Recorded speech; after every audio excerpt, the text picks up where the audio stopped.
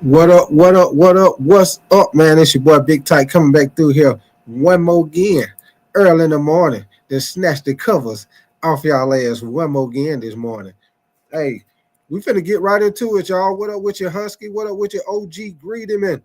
Husky, yo, yo, yo, yo. What up with y'all, man? Appreciate y'all coming through this morning. You and OG. Appreciate y'all coming through early in the morning. Y'all know what I'm about to do. Snatch the covers off their ass this morning, man. We're gonna get into the top 10 2025 edge rusher prospects in this draft, y'all.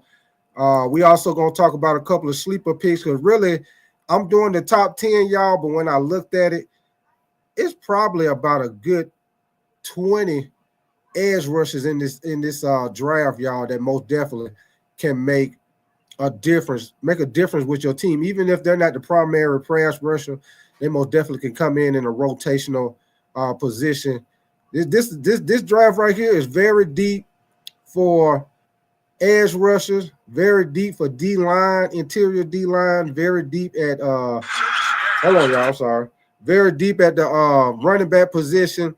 It's also a good few tight ends you can get late in this draft, also, y'all. So this most definitely is a draft, especially with my team, y'all. By me being a Panther fan, it's a very deep draft for a lot of needs that we need as far as interior D line, edge rushers, cornerbacks, a running back late in the draft.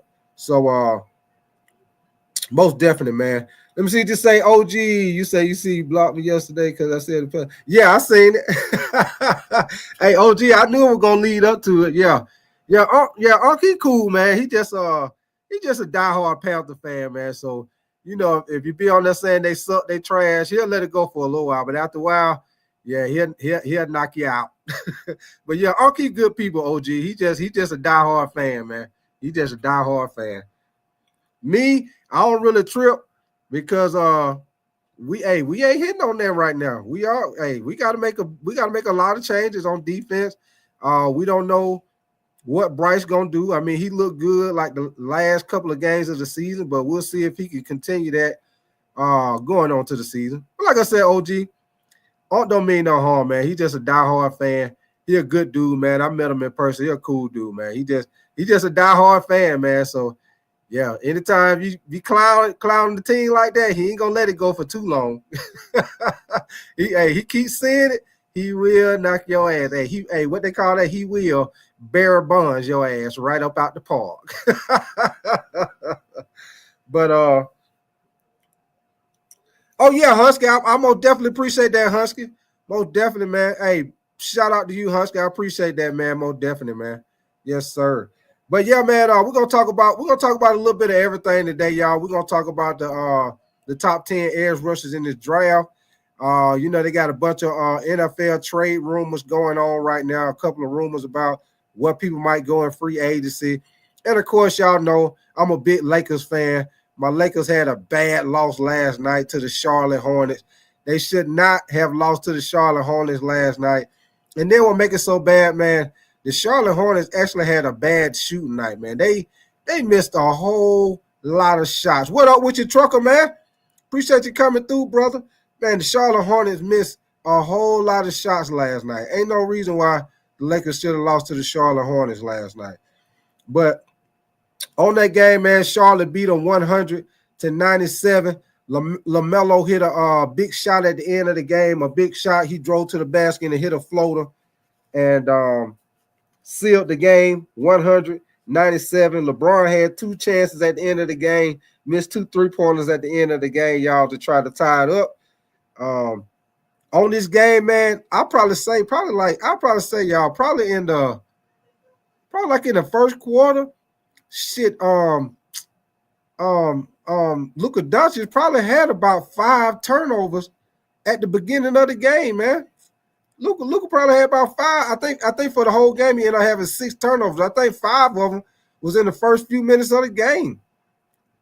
So they most definitely would look and slop out there, man. Miles Bridges was the hot man for the Charlotte Hornets, man. He had 29 points. LaMelo added 27 points. LeBron ended up having 26 points in the game, y'all. Like I say, it just was an off night for the Lakers.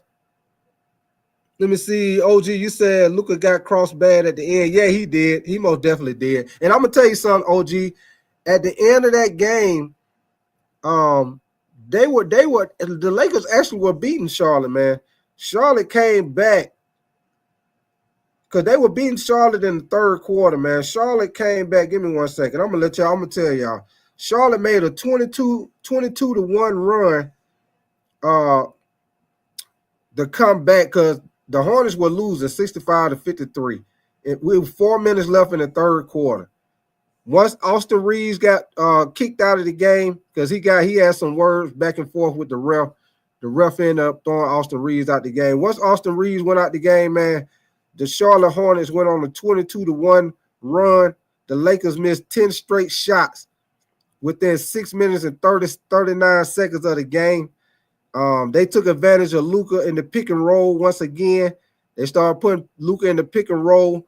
So that's most definitely going to be a problem for the Lakers, man, because Luka is not good on defense. And as you see, Charlotte took advantage of him toward the end of the game where they was able to make a run. Like I said, it didn't help that the Lakers were missing all those doggone shots.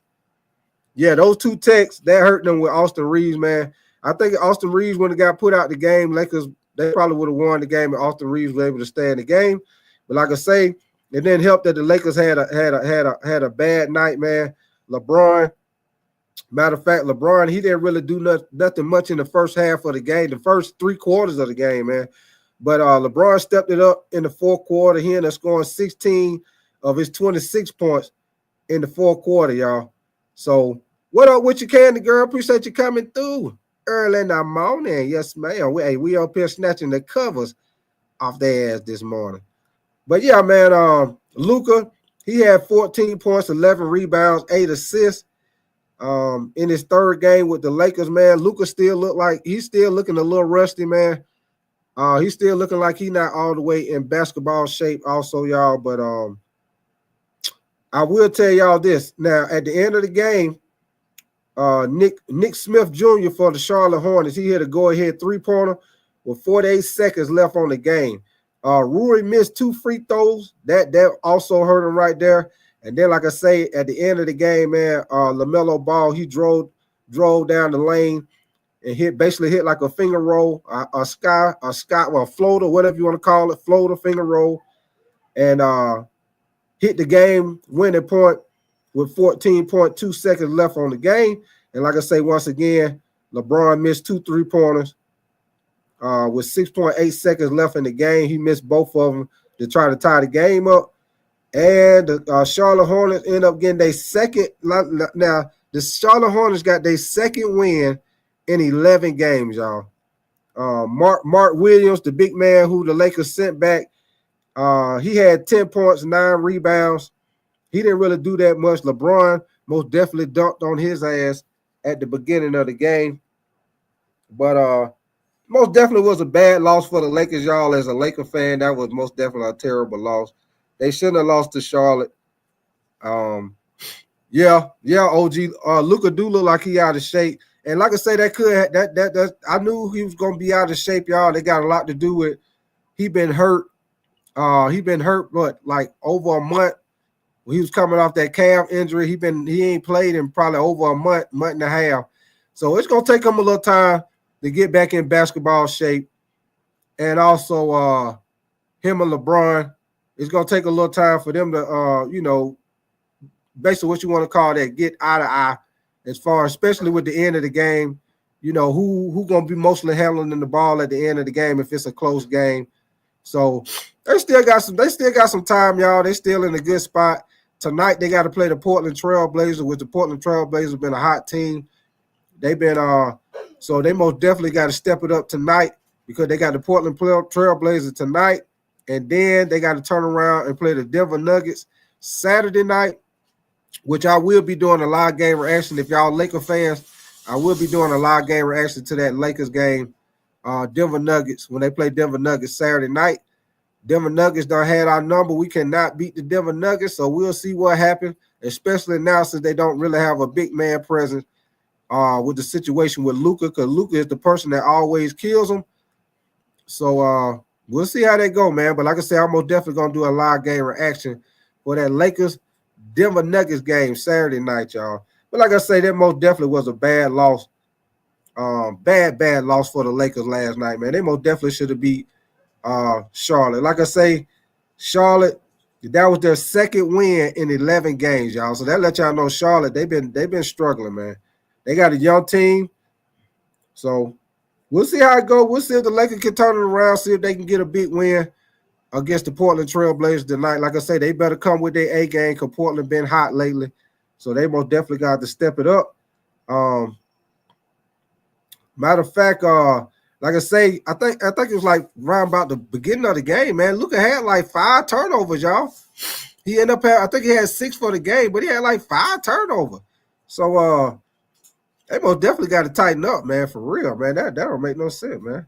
As far as Luka with his shooting stats, he was 5 of 18 from the field. He was 1 of 9 from 3-point range. So, and this game right here, the reason why they were the only game came on last night, y'all, was because of the fact that this was a rescheduled game because of the wildfires out there in Southern California. So if y'all was wondering why that was the only game on last night, that's the reason why, because everybody else started back playing tonight. But appreciate y'all coming through this morning, man. Y'all new to the channel. Y'all most definitely subscribe to your boy Big Tight. Y'all double tap that screen, get them likes up. Like I say, y'all can copy a super sticker, super chat. You want to be a member, you most definitely can get you a membership also, y'all. But give me 1 second. I got this little video right here of the post game for the Lakers, man. With them talking to them. They're gonna talk to JJ Redick about that game last night, how they basically dropped the ball on this game right here last night, y'all. So y'all give me 1 second. I'm going to show y'all this right here right quick.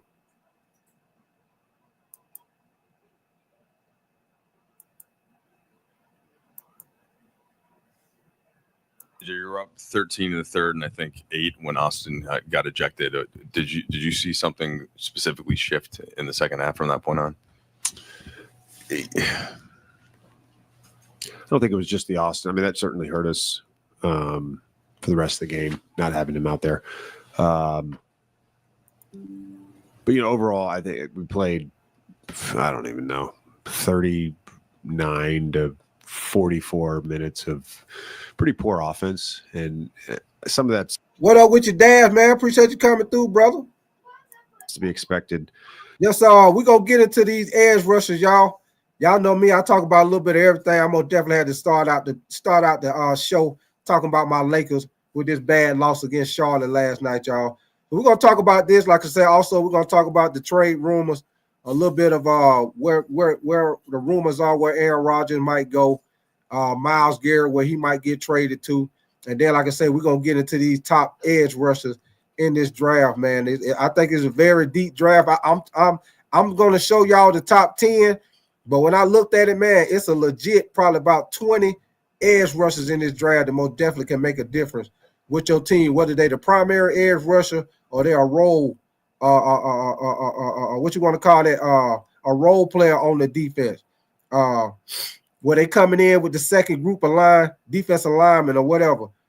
But here we go, y'all. Some of it was sloppiness, some of it was poor spacing, some of it was poor execution. Again, I'm not going to.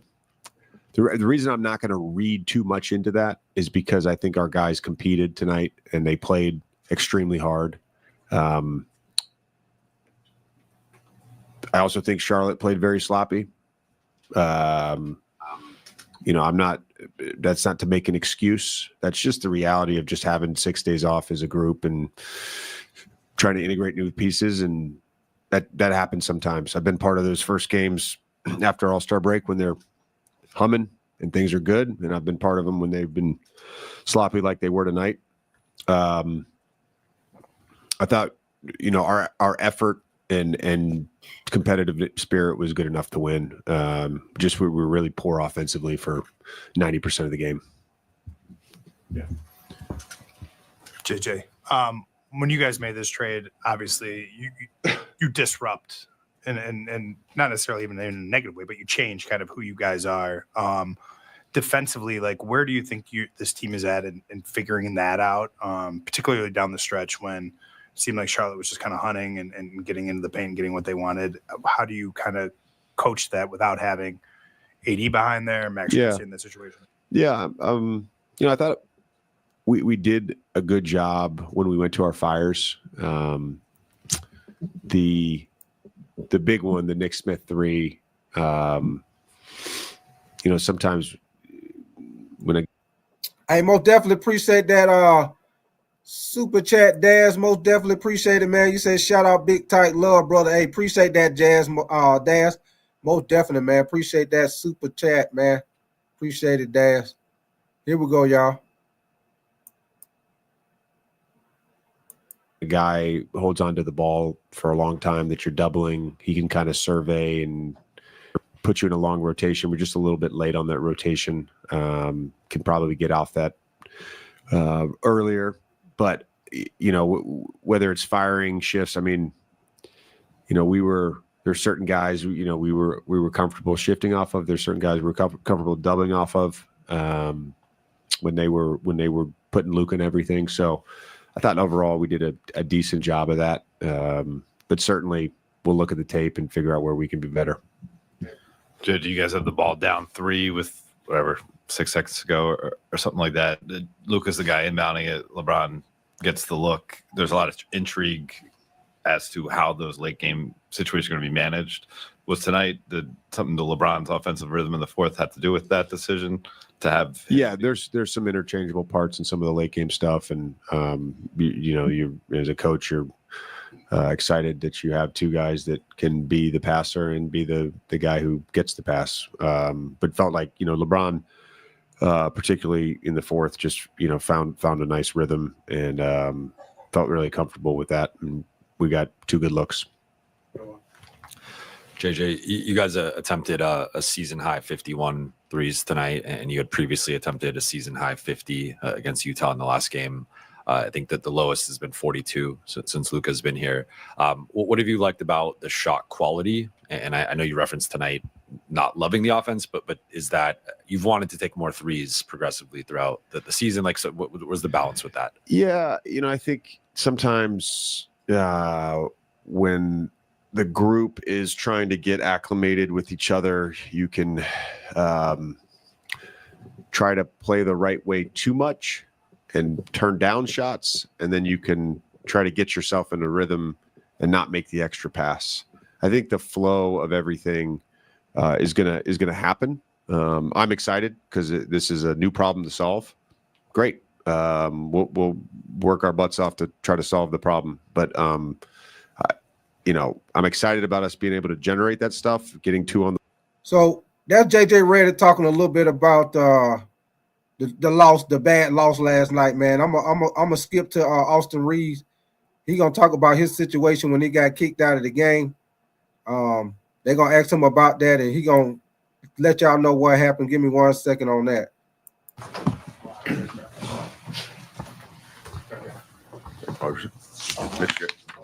Yes. Hey, Austin, I'm sure you weren't surprised at the technical going over to the ref. Were you surprised at the second, and did you get an explanation as to why he got ejected?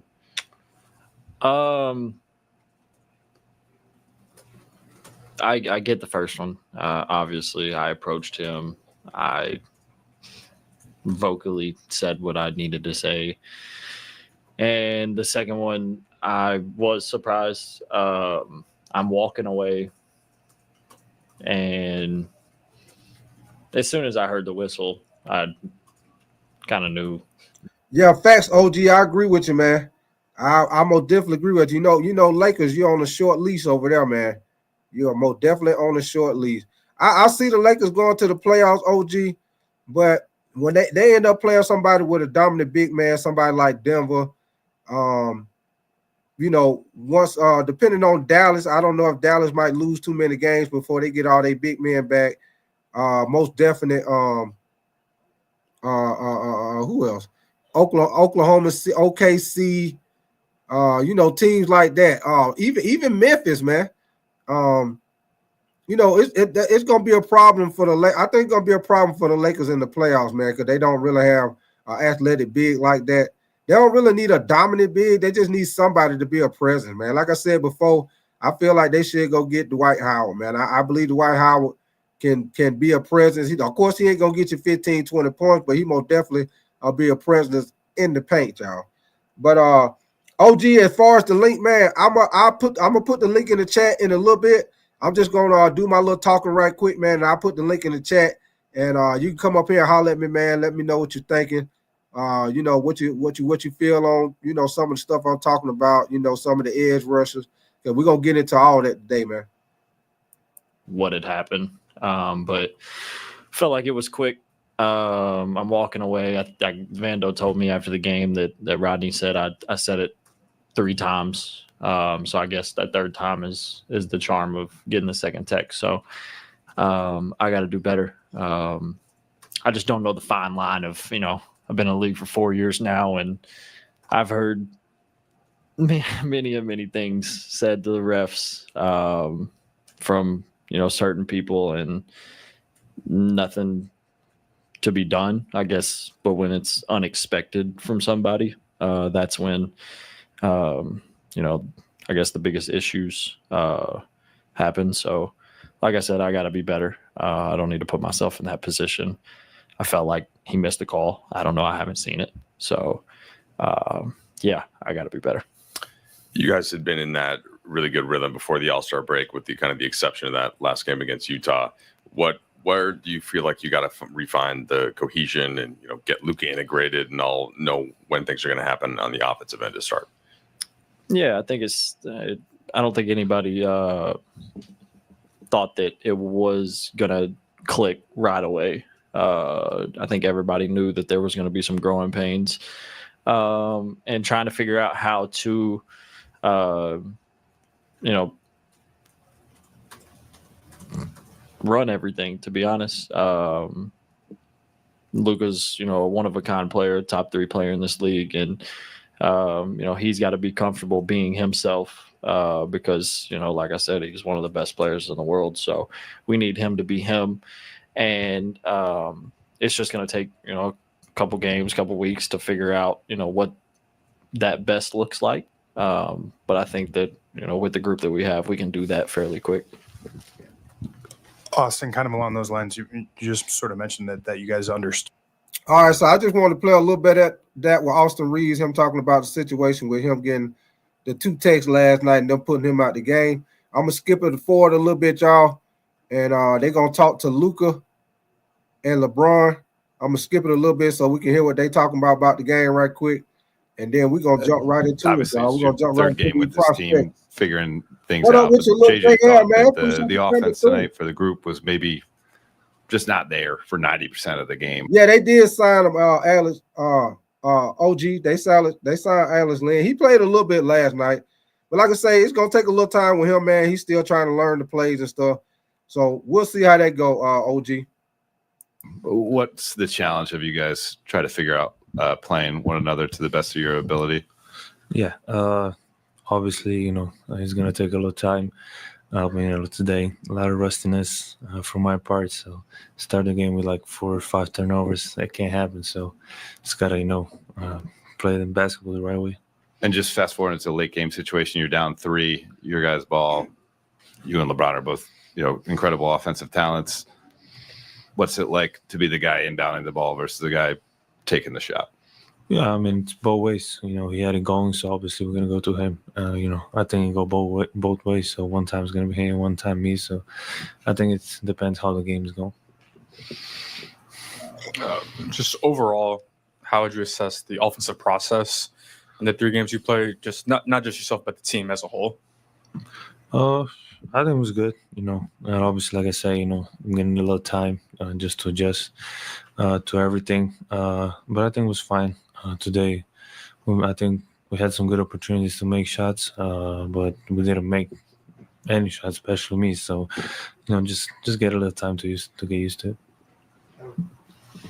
Luka, there was a couple of shots you made tonight where you kind of like shook your head, like finally, you know, kind of found some rhythm there. How do you balance still being yourself and being aggressive even when the shot's not falling? Yeah, I mean, just play the way I play. You know, but just trying to stay aggressive. Do some other things that can help to get a win. But just stay aggressive. Hey, Luka. Some time has passed now since the shock of the trade, and you had some time to wrap your mind around things during the All-Star break.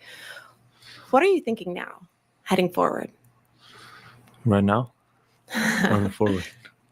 Forward, I'm happy to be here, man. This is one of the greatest clubs in the world. Just happy to be here. Like I said, obviously I'm going to need some times, but I'm happy to represent the Lakers. Did you spend All-Star break kind of studying how you could fit in alongside LeBron and what you guys can do together? Honestly, I was getting my mind off basketball a little bit. But, I was just excited to come back and play. It's been like I missed a lot of time. Never missed this much time, so it's something new to me. But I was just excited to get back to playing.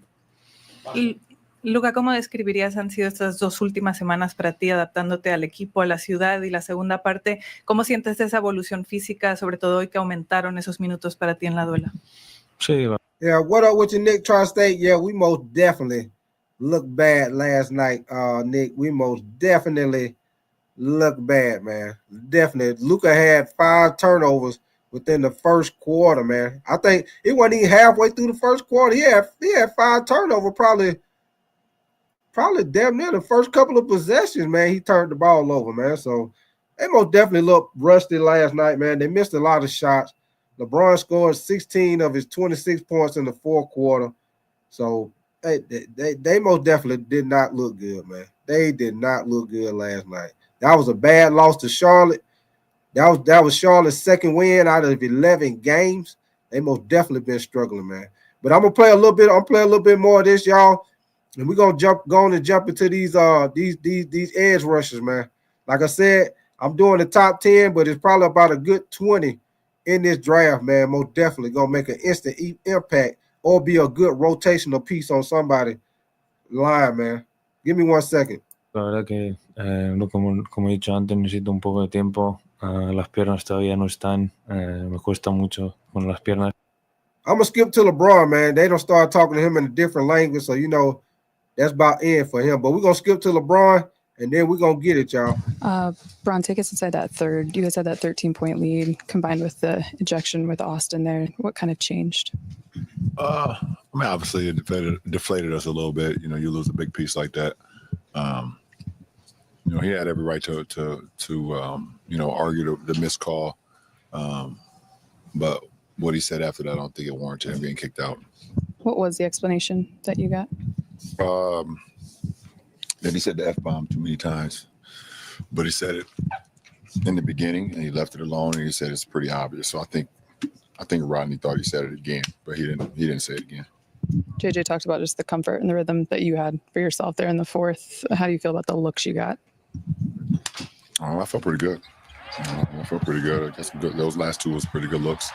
The first one was obviously much better than the second one. The second one had to be rushed a little bit, but. So as y'all see right there, I'm going to freeze it right quick. As y'all see right there, Miles Bridges was the high man for Charlotte, 29 points, 5-11 for 3-point range, 6 rebounds. LaMelo had 27, 5 of 13. And like I say, the Hornets had a bad shooting night, man, and they still were able to win the game last night, man. They had a bad shooting night. Look right here. The Hornets, from 3-point range, they was 18 of 53. That's a lot of that's a lot of 3-pointers that they missed last night, man. So that show y'all the Hornets had a bad shooting night. And then look at the Lakers. The Lakers didn't do good neither. They was 15 of 51 3-point shots last night. Nick Smith Jr., like I said, he hit a big 3-pointer at the end of the game. He had 12 points, 4 of 11 for 3.2 rebounds. LeBron, like you say, 26 points, 7 rebounds, 11 assists. Rui, 17 points, 8 rebounds.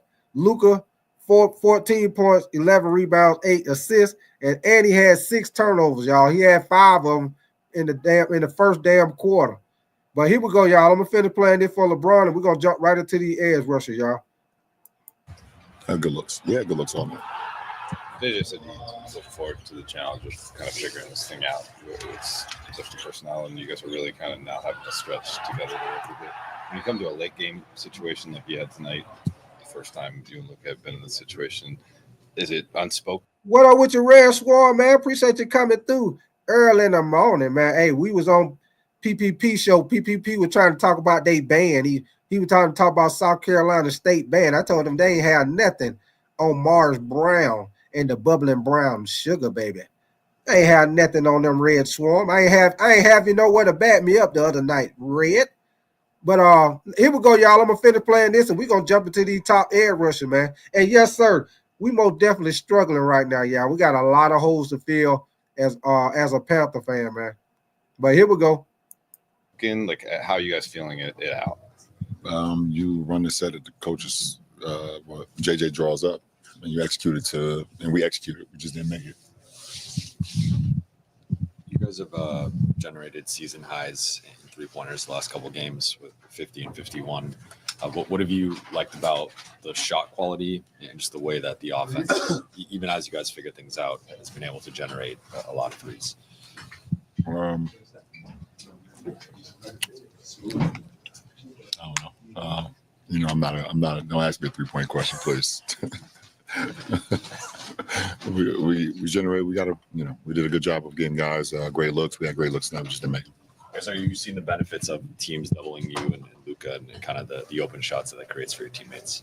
Yeah, for sure. And that's gonna be every night. Obviously, myself and Luka AR, we're gonna draw so much attention. Myself and Luka, we're gonna get double teamed a lot. And our guys got to be recipients and be ready to shoot, drive, or pass. It's easy. It's an easy game after that. It was his third game with the team after a long break, the All-Star break. What up with you, David? Go, appreciate you coming through, brother. How did you find him? Like he had a nice moment in the fourth. He's still not 100%, but he's progressing. Luka. Yeah. I mean, it's just like you said, it's his third game since Christmas. And it's his third game with us in the sense of just still doesn't know all the plays. He doesn't know all the defensive coverages, all the signals and things that we've built since September. So, obviously we were trying to fast track it on the fly. He's coming back from his injury. He's getting back into form. So we're all working through it together. After the Luka trade, I think Ali brought up, you like to say sometimes you've kind of seen everything in this league, but the Luka trade wasn't something you saw. And then the Williams trade being rescinded, I imagine you haven't seen too often in your career. I don't know, it hasn't happened since before you were playing. What was it like just to have him on the opposite side of things? Oh, man. Hold on, y'all. Your boy LeBron dunked on what's his name? Mark Williams, old boy who supposed to came to the Lakers. I got to show y'all this right quick before we get into the edge rushers. Give me 1 second. I got to show y'all how your boy LeBron dunked on Mark Williams. Just to go on and let them know we don't need your ass. We don't need your black ass. They do need them. Don't get me wrong. I'm just talking trash. But we don't need you. Yeah, we do need you. We don't need you. Yeah, we do need you. Yes, sir, Daz. He most definitely put if y'all big wrestling fans, he most definitely put the Hitman Hart excellence of execution on his ass last night. Excellence of execution. Give me 1 second. I'm gonna show it to y'all right quick. Your boy LeBron most definitely crucified his ass. Give me 1 second, man.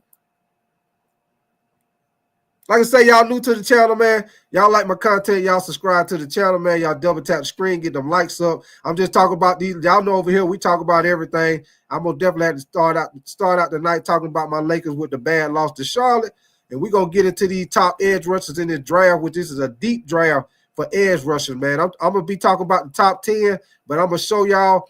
It is a legit 20 edge rushers in this draft that could be a rotational piece or can come in and make an instant impact off the ripper, y'all.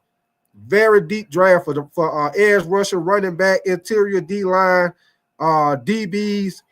Also, y'all, this is a good draft if you need a tight end. You can get a good tight end late. I like the tight end from Texas, him.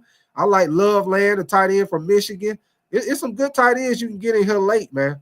So here we go. Y'all watch how your boy LeBron yoke that thing on his ass. Give me 1 second.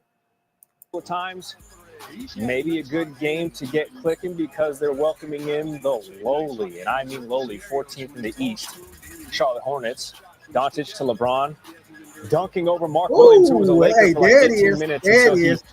he There failed it the is. physical, and he also failed to.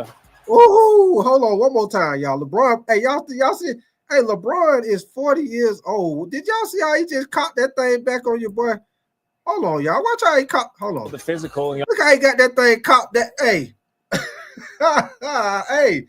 hey, look how hey, LeBron got that thing caught back, man. Hey, he is 40 years old, man. And the dude known for a shot blocker. LeBron just went on and let him know.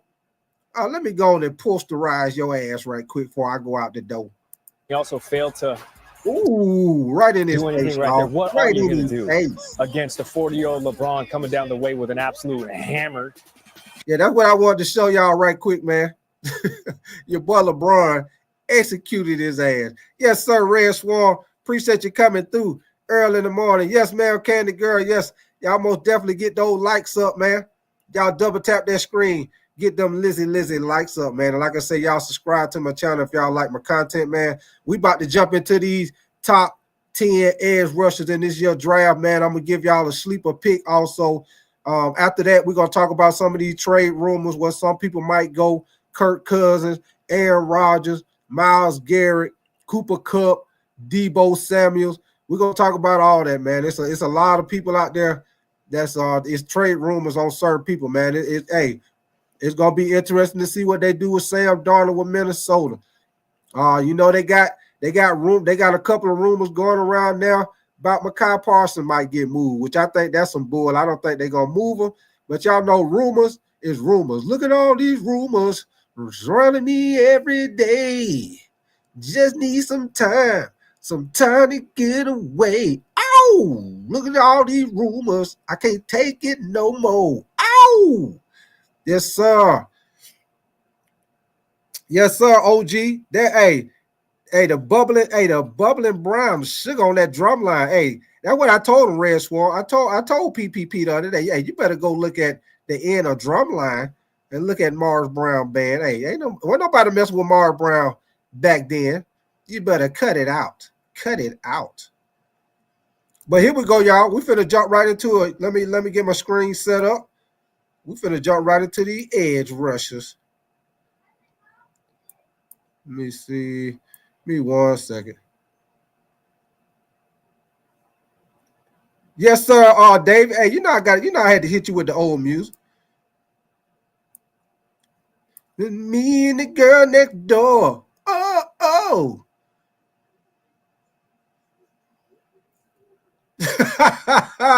You say Kirk Cousins go to hell? Go to hell, son. Get him on out of here. And you know what he could do, Red Swan, going on over there by that gun line. Going on over there by that gun line. Hey, if you just saw Kirk Cousins, if you just so stick your PP across this line, you will be shot. He will be shot, Red Storm. Give me 1 second. Let me get my screen together. Let me get my damn edge rushes up right quick.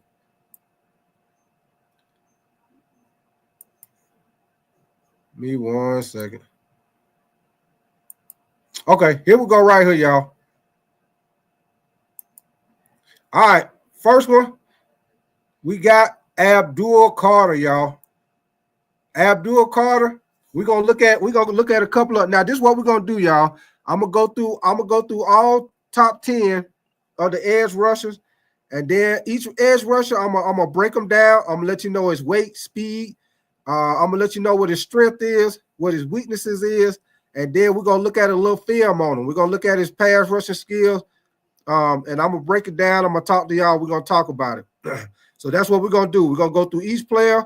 We're gonna look at a couple of highlights on each player, and then I'm gonna also show y'all about 10 more edge rushers that most definitely can make a difference with your team, whether they starting or being a key rotational piece, man. But the number one player right now, edge rusher, Abdul Carter. I like Abdul Carter. When I show y'all his highlights, I understand why they comparing him to Micah Parsons, y'all. You can move him all around the field. As y'all see when I show y'all the highlights, he's gonna be an edge rusher. They're gonna move him to linebacker. He's gonna rush from the middle of the field. He's gonna rush up the middle of the line of scrimmage, the outside. They move him all around. Very similar to Mekhi Parsons, y'all. Right now, they got him listed at 6'3", 259 pounds, might as well say 260. Right now, they got him listed at running a 4.4, 840. We'll see what he run in the combine, y'all. But that is great speed right there. Great speed and size. Your boy 6'3", might as well say 260. Run a 4.48. Right at like 4.48, 4.45. 4.5. So we'll see what he run in the combine, man. He might be able to get it down a little bit, but we'll see. If your boy go to the combine and mess around and run like a 4.39, 4.38, hey, he might go top 5, y'all. He might go top 5. Also, as far as his sacks, he had 12 sacks on the season, 2 forced fumbles. He had 6 to 8 tackles, 43 solo tackles. Now let's go down here. Let's go down here and we're going to talk about some of his strengths, y'all. Give me 1 second.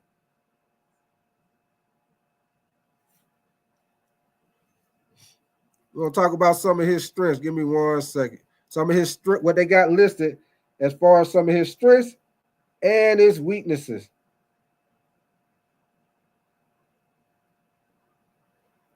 Y'all give me 1 second, y'all. Hold up. Hold up.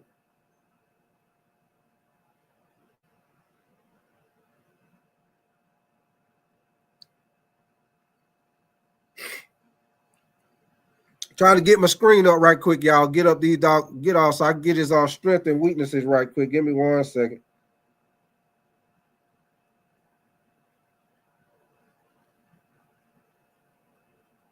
All right, y'all. Now, as far as with Abdul Carter, what they have as far as his strengths.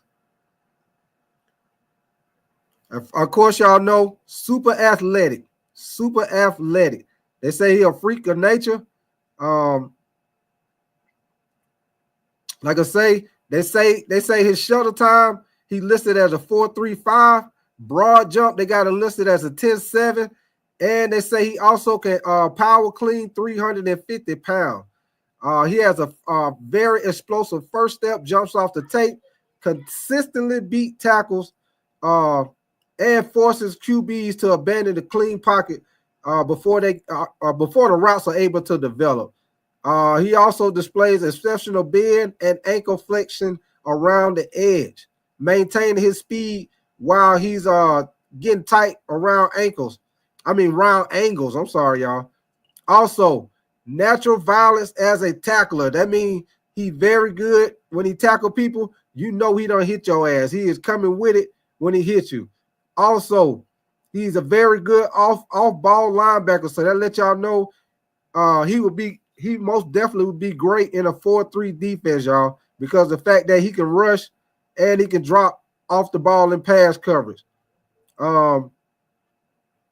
Also, he have very serious competitiveness and toughness, y'all. I'm sorry. Now, as far as with his weaknesses, y'all, they say he still needs to develop as a complete pass rusher. Sometimes with his play strength, it needs work on it, y'all. He can't get washed down to the line against double teams and struggles to set the edge sometimes. Also, they say he needs to work on his hand uses. It's sometimes his timing and hand uses is inconsistent. Also, they say he needs to work with his pad level. Sometimes when he comes up the field, he's too high. What else they say? Also, they say he was arrested after a confrontation with a tow truck driver in 2024. Boy, they bring up everything on you, boy. But that's what they got right there. That's what they got right there for y'all as far as his strength and his weaknesses. So we're gonna get into a little bit of his highlights, y'all, so y'all can see. Let's break them down. Give me 1 second. We're gonna get into a little bit of his highlights.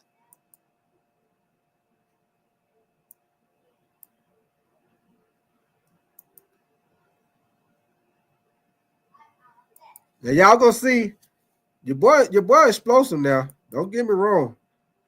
But here we go. From the giddy up.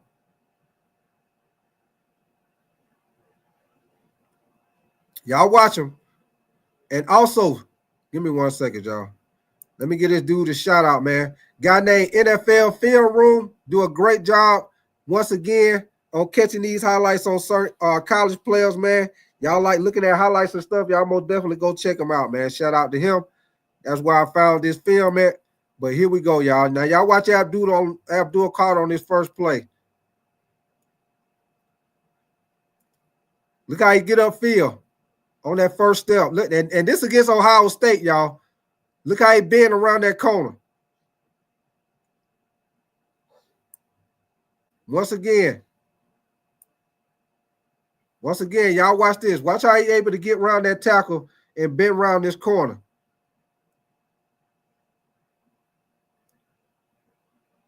Oh, no, that was the play before. I'm sorry, y'all. But y'all see, he still was able to get in the quarterback face. But this next play, here we go, y'all. Y'all watch how he able to get upfield and how he able to bend. He's very flexible. Watch how he able to get around this corner. How he able to bend, get that straight line, get to the quarterback. Sack.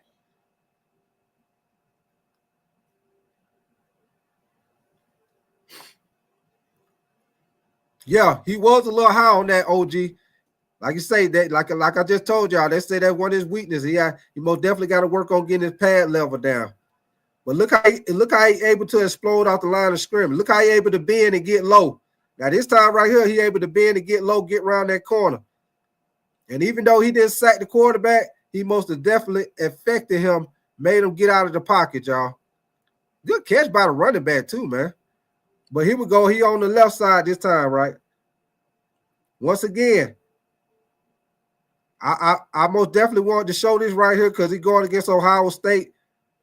So y'all know these boys ain't no slouch. Look how he was able to beat that left tackle again for Ohio State. Get around that corner.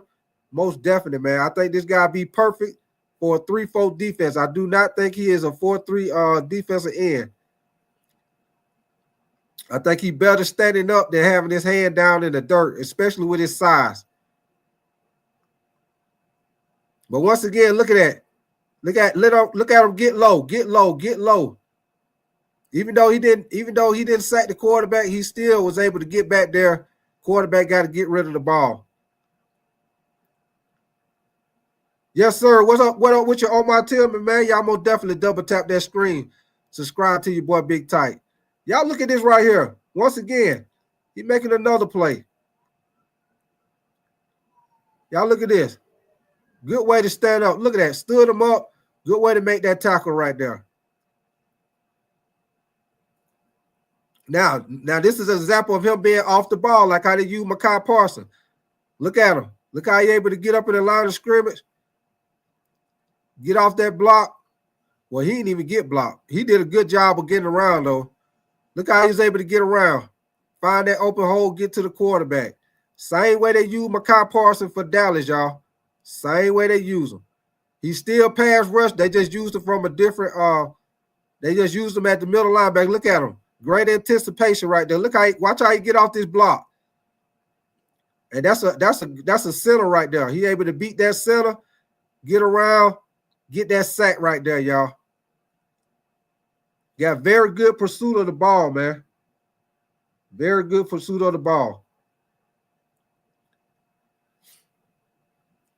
Matter of fact, y'all, give me 1 second. Let me get a little music going on with this, y'all. Let me get a little music, kind of hype it up in here a little bit, man. Give me 1 second. Let me get a little music going on.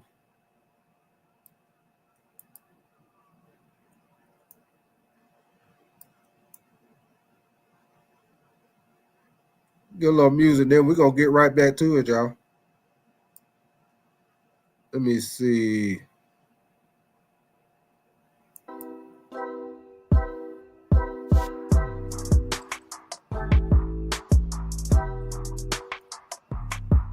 Hold on, let me turn it down a little bit. All right, y'all, we're finna get right back to it.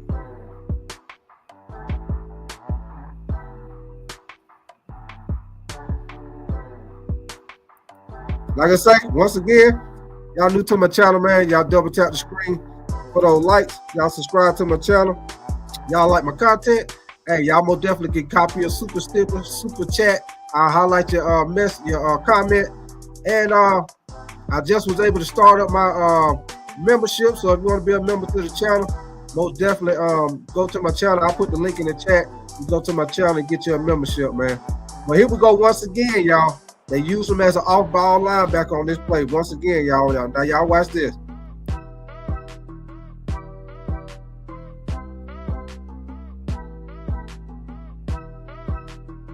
Look at that. Man, he just straight, ooh, boy, he just straight ran over the running back. Golly. Hold on, let me run that back. Run that back, coach. He just straight ran over him. He just straight P-rolled the linebacker. I mean, the running back. Hold on, we're going to get to it. Y'all watch how he do number 4, the running back from Ole Miss. He gonna straight run your boy over. Ugh, get in the weight room, baby. Get in the weight room.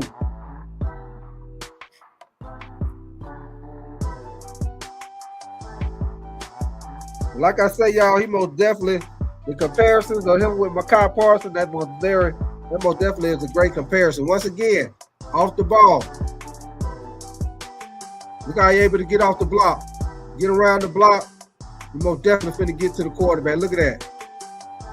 And this against Ole Miss, y'all. So once again, this ain't no scrub team what he going against.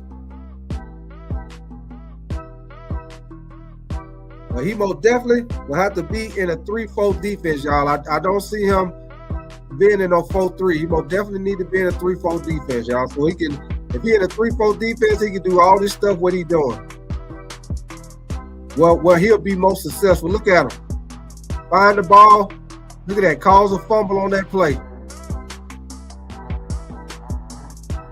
If for some reason he end up going into a team that's got 4 down linemen, he most definitely need to be an outside linebacker. But hopefully he'll go to a 3-4 defense, y'all, where he most definitely can be better utilized. Because as y'all see, you can play him on the edge and you can move him around. He gonna make plays.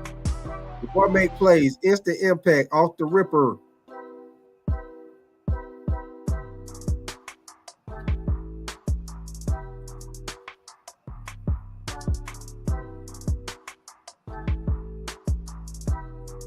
Once again, look at it, off the ball. Look how he able to look at the vision, y'all. Look how he did get fooled by the misdirection they tried to run.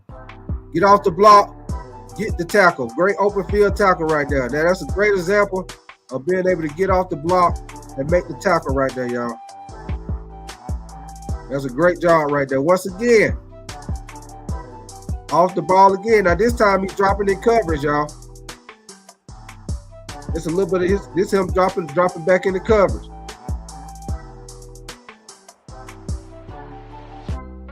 Pick right there. Now that play right there, I don't know what the quarterback was looking at because he was standing right there. Well, I know what he was looking at. The quarterback staring down the receiver because ain't no way the quarterback shouldn't have seen Abdul. He should have seen Abdul Carter. He's standing right there, man. That lets you know the quarterback was he was staring down the receiver on that play, y'all. But that was a good play by Micah Parsons that showed you he do got good enough hands to catch the ball, y'all. Now this is another play right here.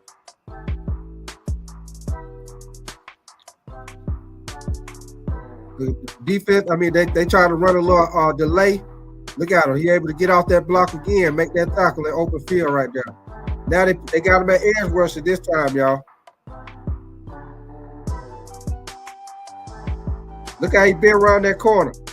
Do a great job of getting upfield and getting his hip, being able to turn his hip, get low, get around that corner on that tackle. Like I say, this guy right here, most definitely like him, man.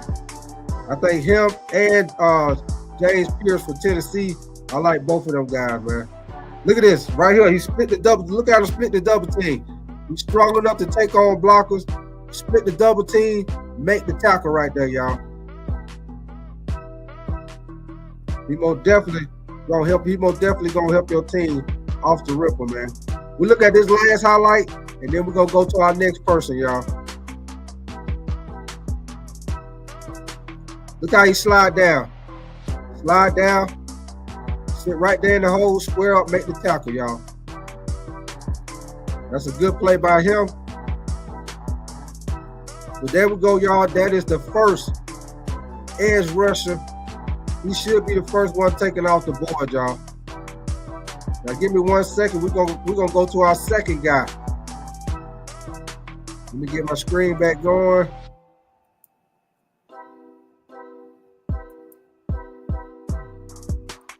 Now we're gonna go to our second guy.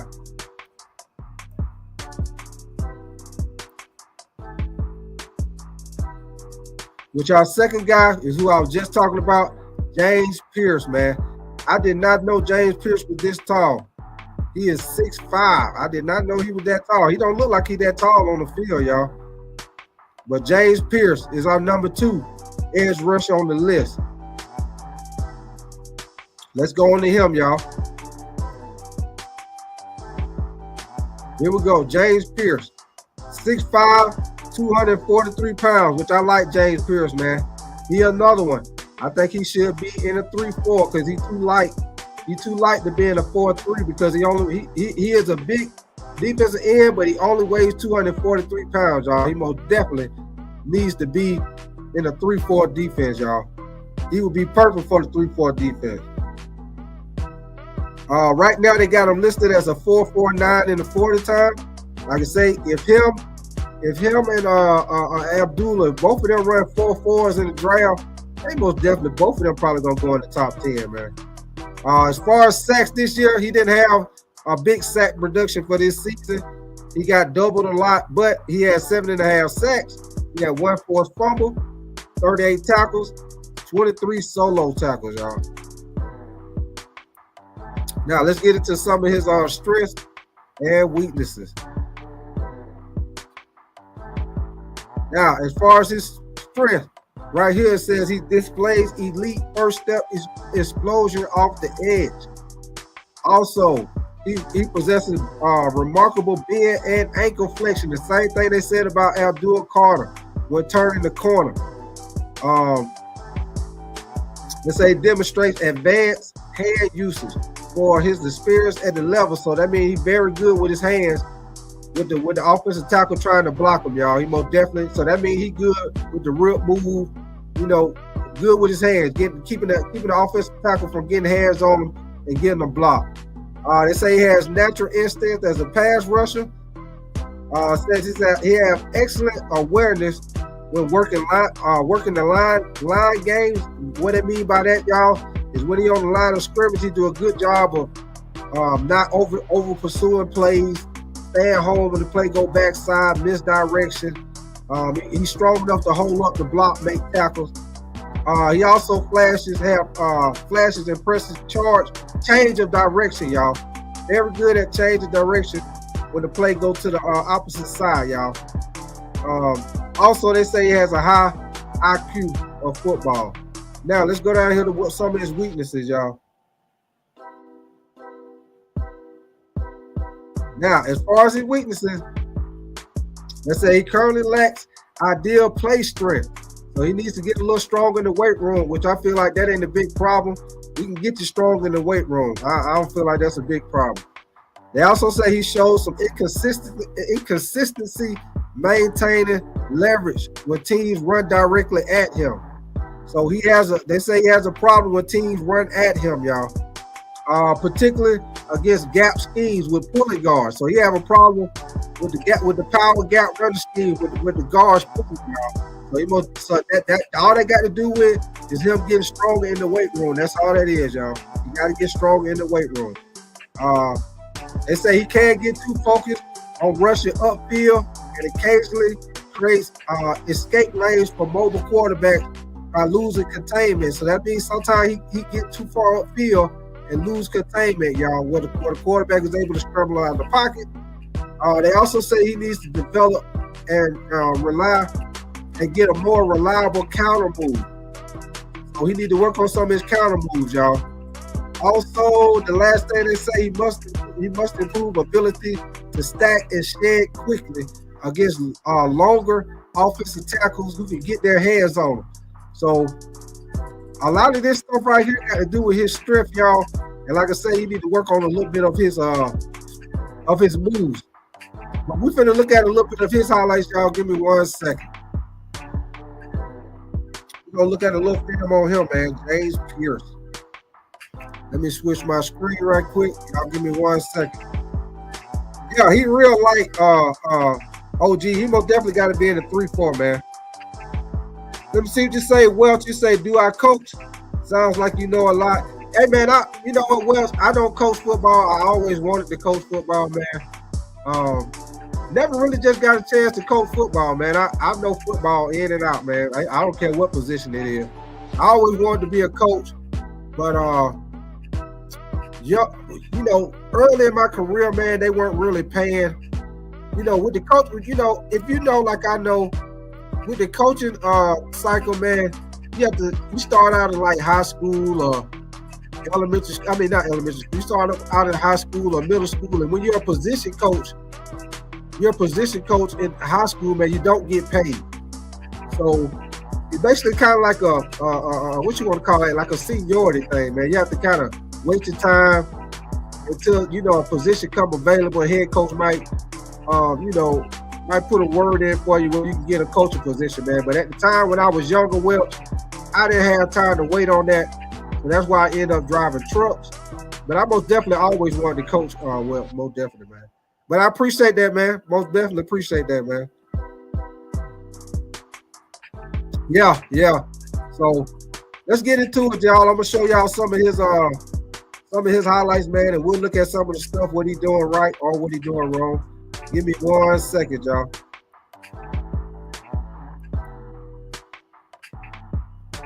Give me 1 second.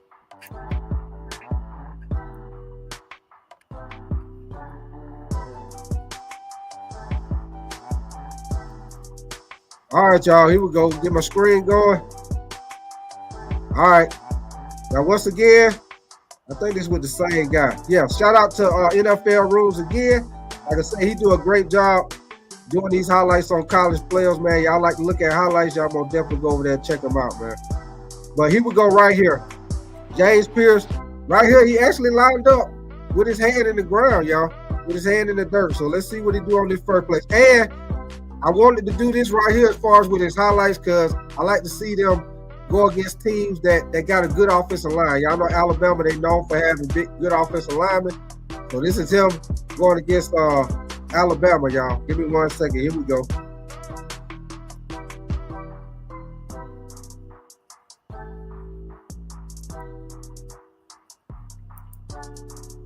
Let's see.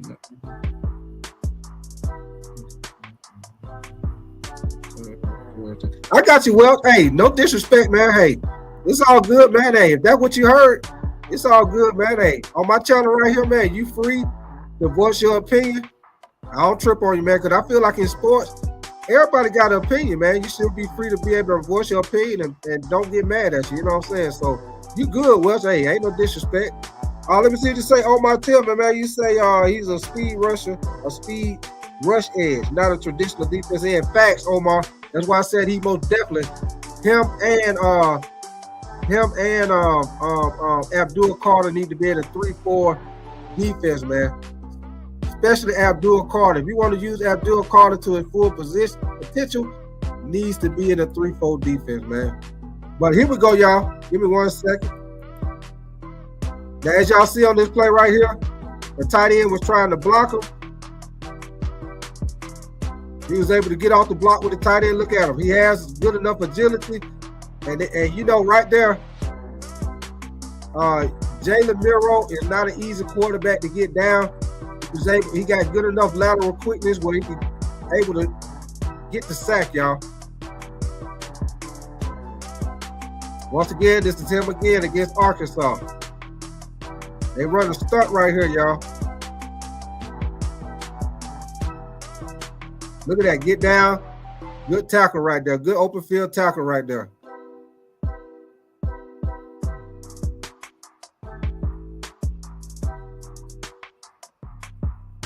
All right, once again, let's see what he do on this play.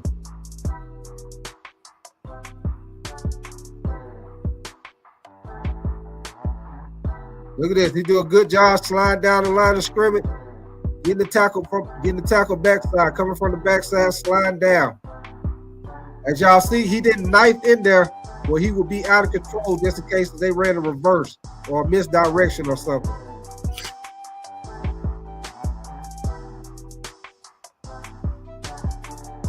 Now look how he was able to get upfield around that tackle. He didn't get the sack, but he most definitely, Jalen Milroe had to most definitely get rid of the ball. Let's see what we do on this play.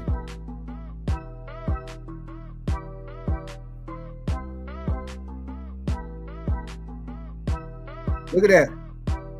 Good job right there, man. He basically pushed the offensive tackle. He pushed the offensive tackle into that sack, y'all.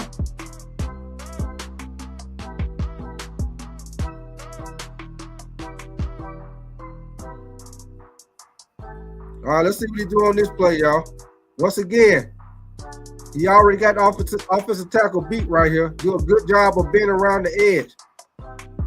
He didn't sack Jalen Milroe, but he most definitely made him have to get up out that pocket, y'all. Which y'all know, it ain't easy to get Jalen Milroe down. I feel like he's very inconsistent as a quarterback, but he's very athletic. But look at him, time and time, he's giving this tackle problem. Look at the tackle holding him right there. He holding him. He's still able to get off the block. I most definitely feel like he'll be very good in the NFL. He need a little more work, like they say, with him having counter moves, y'all. Because as y'all see, he most definitely is mainly relying on the speed rush. And I don't blame him. You in college, he most definitely is able to beat them with his speed, so I don't blame him relying on his speed first step as far as pass rushing. I guess if you look at it, y'all, if you're able to consistently beat people with the speed rush, I guess he ain't really got no reason to have no counter. But in the NFL, he most definitely gonna have to have a counter, man. On this play right here, he did a good job. Hold on, let me rewind that back, y'all. On this play right here, he did a good job of holding up the tackle and able to stand his ground. Hold on, this is the next play, y'all. Hold on, I rewind it back too damn far. I went too far back, man.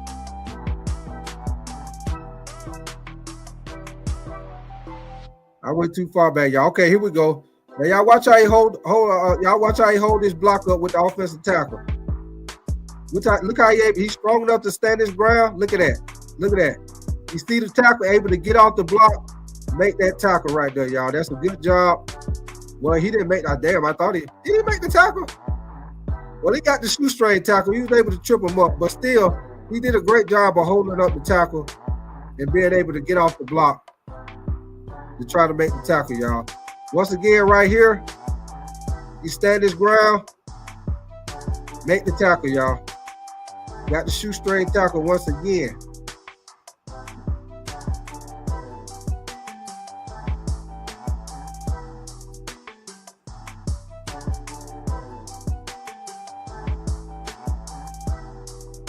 Look at that, beat the tackle to the inside.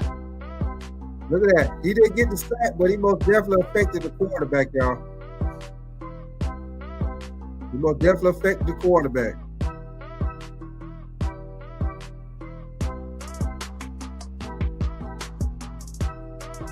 Look at him. Y'all see how he break down, stay home to wait. Of course, you know the running back ain't blocking him. He went straight through the running back. Look at the running back holding him. He's still able to get back there and affect the quarterback, y'all. I like James Pierce, man. We're gonna see one more highlight, and then we're gonna move to the next guy, y'all. Look at this. Look how he stand his ground with the block. Look at that. He got rid of the offensive lineman. Get right there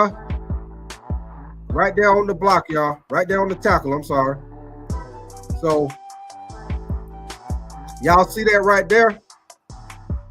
Show y'all a couple of highlights on James Pierce, man. I like James Pierce. I like Abdul Carter. Like I say, I think James Pierce most definitely got to work on his counter moves for the NFL because, as y'all see, he relies a lot on the speed rush, y'all. He relies a lot on the speed rush. But one thing about him and Abdul Carter, they do a good job of getting around the corner, being around the corner.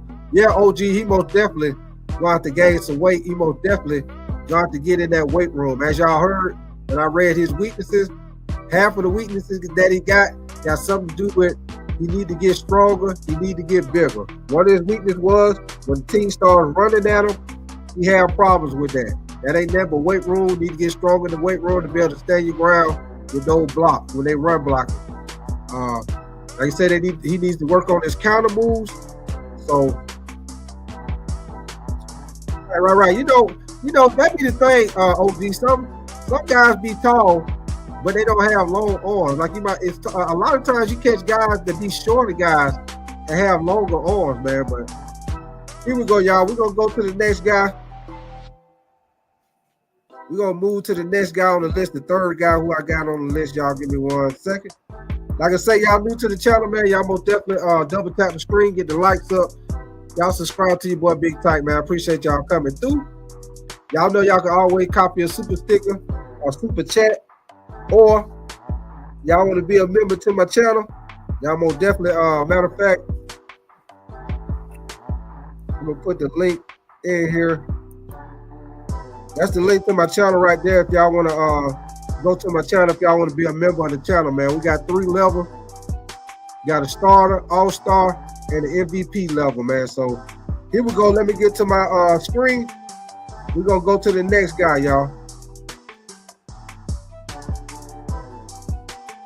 We're going to go to the next guy on the list, which is the third guy, which is Mikael Williams. Mikael Williams. Defensive end from Georgia, which I've seen this guy a lot because I am a Georgia fan. I like Mikael Williams.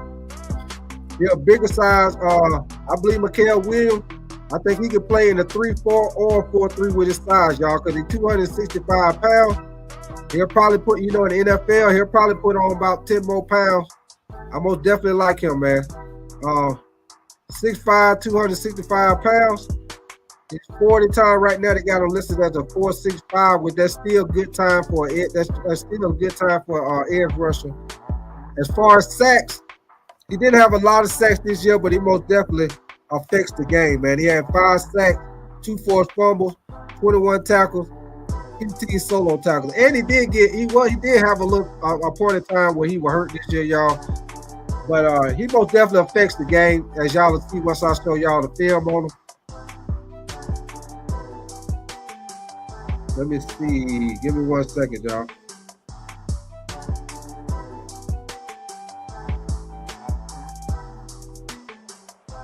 Give me 1 second. Let's get down here and look at some of his strengths and weaknesses, and then we're gonna look at a little film on him, y'all.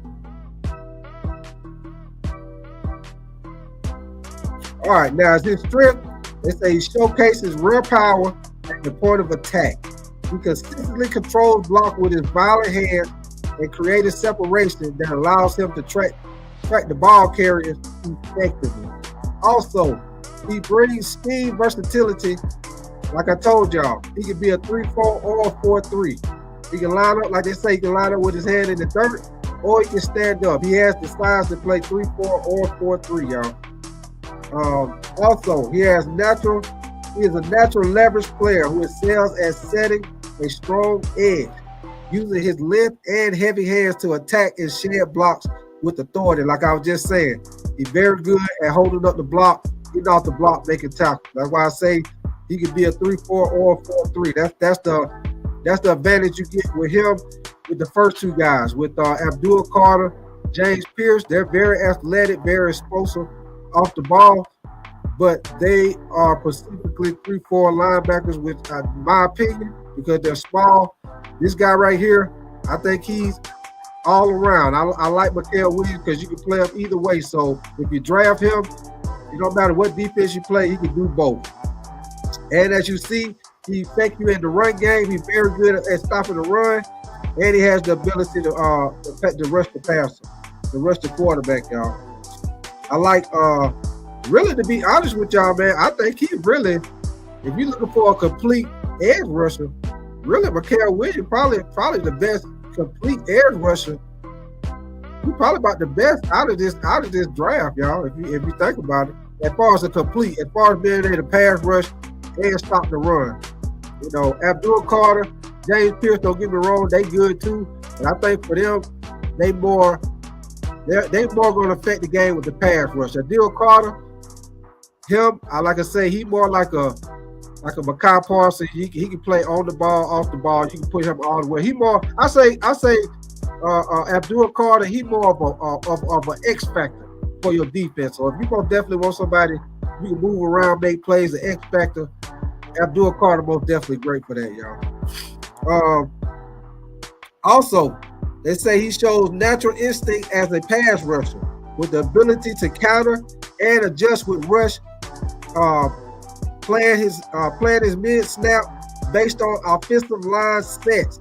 So that let y'all know. That's why I say I think he's the best all around. Right here, they say he has the ability to counter.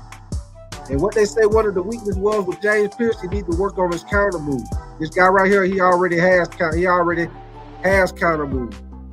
They say he displays an impressive lateral agility for his size, particularly when working line games and stunts. Interior defender. So that means he got good hips, y'all. Good hips. He can turn and bend, get around that corner. Now, as far as with his weaknesses, y'all, they say he can be a tick late off the snaps at times. So that means that lets y'all know when they say he can be a little late off the snap, that means sometimes he's a little slow getting off the ball. That's what they mean by that. Also, they say he needs to develop a more diverse pass rush skill. When they say they just talk about his pass rush skill. They say he currently relies too heavily on power moves and hasn't shown consistent ability to win with speed. Also, they say he will occasionally play too high in his stance, so he got to get his pad level down. That's all they mean by that. Also, they say show some inconsistency with his hand placement and his pass rush move.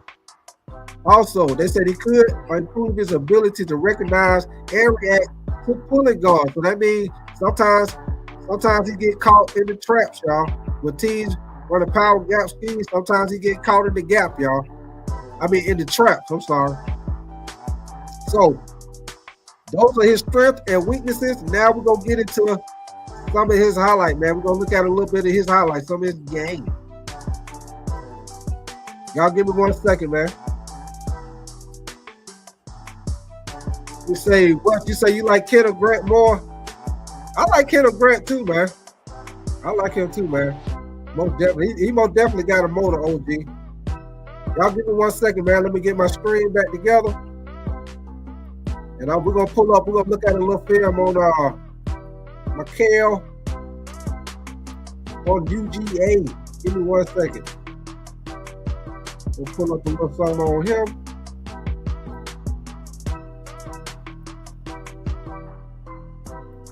Okay, here we go, y'all.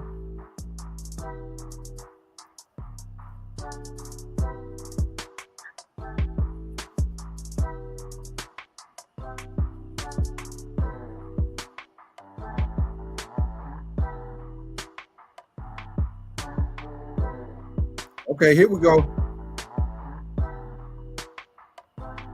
That's him on the right side of the screen, y'all. Look at them long arms. Look how he able to hold up. Keep that offensive tackle off on.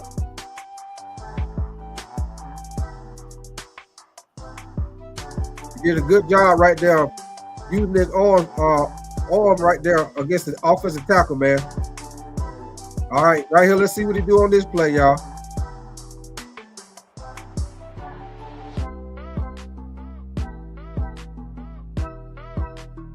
Look at this. He do a good job sliding down the line of scrimmage and help catch the quarterback, keep him from scrambling out the pocket. He did a good job right there, y'all. Slide down.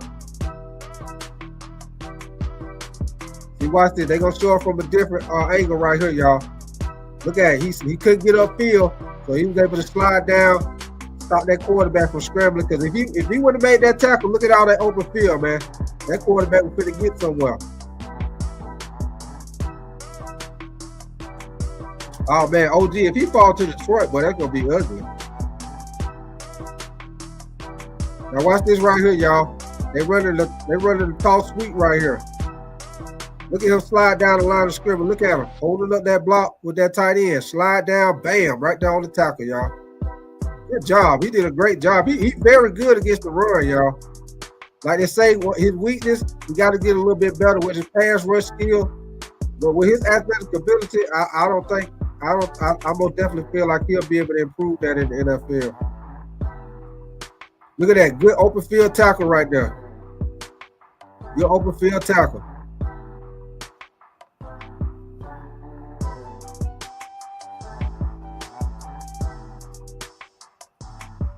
Y'all look at it right here. Look at this. They tried to run a misdirection right here. Look how he stay home. Stay home. Yes, sir. Running back don't have nowhere to go. Y'all watch this again, man. He did a great job of staying home on this play. Oh, I rewinded back too far. Hold on. God damn, son. Tighten up, son. You rewinded back too far. Y'all watch on this play. Watch they try to run a misdirection. Watch he do a good job of not crashing down the line of scrimmage. Watch it. Look at him. Stay home. Don't get fooled by the misdirection. Stay home. Look at that. Running back nowhere to go. That was a great job by Mel Williams on that play, y'all. Great job, man. As y'all see, he does not get fooled by the misdirection. Stay home. Didn't knife down the line of scrimmage. Stay home backside. And look at this. Look how he do. Look how he doing the offensive lineman right here. Got him already pushed in the backfield. Get upfield. Make the tackle in the backfield. No gain. Like this guy, man. Like I say, he'll be able to fit in a 4-3 or a 3-4 defense. As y'all see, sometimes he's down. He got his hand in the dirt. Sometimes, look at that. Look how he get off that. Look how he able to shoot down through the gap. Get right in there and make that tackle. And this on Ole Miss, y'all. This ain't no scrub team. This Ole Miss right here. Matter of fact, they lost to Ole Miss this game. But he made a good play right here by the end zone.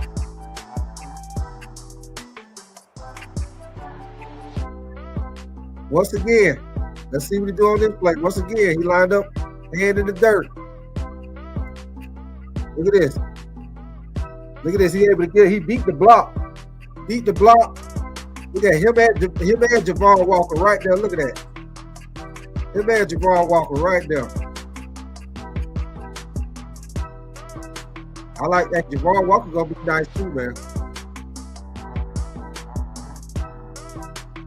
Once again, look at it. Hold up the block. Hold up the block. Watch he get off the block. Get off the block. Get right in that hole. Get on that. Get on the tackle. Get on the tackle. Let's go, baby. Get on the tackle.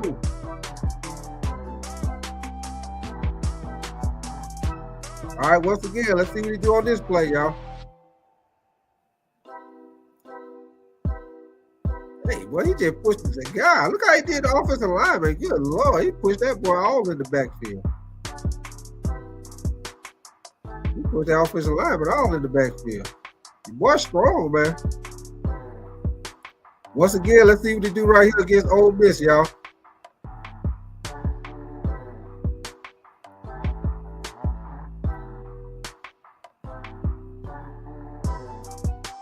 Look at this. Once again, did a good job.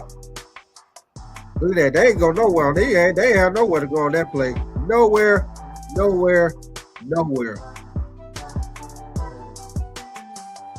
But all right, y'all.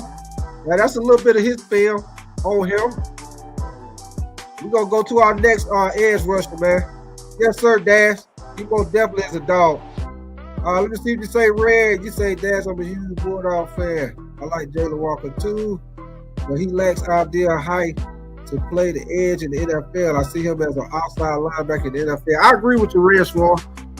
I agree with you, man. Jalen Walker, I feel like he another one need to be in like a 3-4 scheme, or like you say, an outside linebacker, off-ball linebacker, or 3-4. That's just my opinion, Red. I most definitely feel like he most definitely can't play in no 4-3. But I feel like he'll be best suit. Red, I agree with you at an outside linebacker. I most definitely agree with you on that, man. OG, let me see what you say before I get into my next guy. You say Williams will be the Falcons, will be with the Falcons this year, so be happy with this great player. I hear you. Y'all give me 1 second, man. We're going to go to our next player. Let me get to my screen again. Like I say, once again, man, y'all like my content, y'all most definitely double tap the screen. Y'all subscribe to your boy Big Tight, man. I appreciate y'all coming in here, kicking it with me this morning, breaking down these top edge rushers for this draft, man. And like I say, once I get to my last guy, I'm going to give y'all my sleeper pick. We also going to talk about some of these trade rumors going on, man, where some of these players might go as far as Aaron Rodgers, what they might end up doing with Kirk Cousins, what if Myles Garrett going to get traded or not. You know, what Devontae Adams might end up going, Debo, Cooper Kupp. There's a lot of guys might be on the move. You know, there's rumors about Matthew Stafford might be on the move. I think it don't make no sense what they talk about on ESPN as far as them saying that the Rams, the fact that them saying the Rams might trade Matthew Stafford and then pick up Aaron Rodgers makes absolutely no sense to me at all. No sense. Why would you let go Matthew Stafford for Aaron Rodgers? Aaron Rodgers is declining. He is not the same Aaron Rodgers. At least you know with Matthew Stafford, it don't look like his arm is declining. The boy still got an arm. He's still throwing the ball. I'm most definitely would not trade no Matthew Stafford and pick up Aaron Rodgers. Well, I know why they doing it, because I think Matthew Stafford coming to his last year of the contract and it ain't guaranteed or something like that. But I have to look more into it. Yeah, OG, Rodgers ain't nowhere what he used to be. So that rumor they talking about the Rams might trade Stafford and get Aaron Rodgers, I think that is a bunch of trash, man. Ain't no way I'm letting go Matthew Stafford for no doggone Aaron Rodgers. Yeah, and that's the thing right there, OG. I don't think they want to pay him because of his age. But if it's me, I'll give him at least a 2-3 year contract, OG. What up with your Dollar B, baby? What up with your Dollar B? Appreciate you coming through. But yeah, OG, I'm gonna definitely feel like I'll give him at least a 2-year deal, man. And like I said, his arm ain't declining yet, so I'll definitely give him at least a 2-year deal. But give me 1 second, man. Let me get my screen back up, y'all. We're gonna get to the next. Y'all give me 1 second. We're gonna get to the next pass rusher in this draft, edge rusher.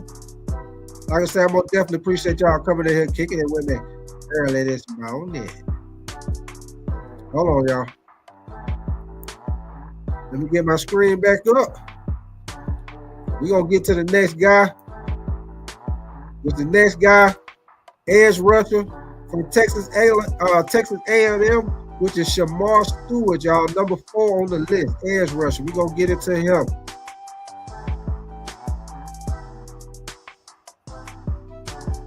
Edge rusher, Shamar Stewart, man. I didn't know he was that tall neither, man. A lot of these guys, they got very good height, man. Now this guy right here, he most definitely can be in a 4-3 defense, y'all. 6'5", 281. Got great size for a 4-3 defensive end. Speed, he had a 4.75. Sacks, he didn't have a lot of sacks on the season. He only had 1.5 sacks, 1 forced fumble, 31 tackles, 14 solo tackles. I'm gonna have to look at him, man. He must have been hurt or something, because his stats most definitely low as hell, man.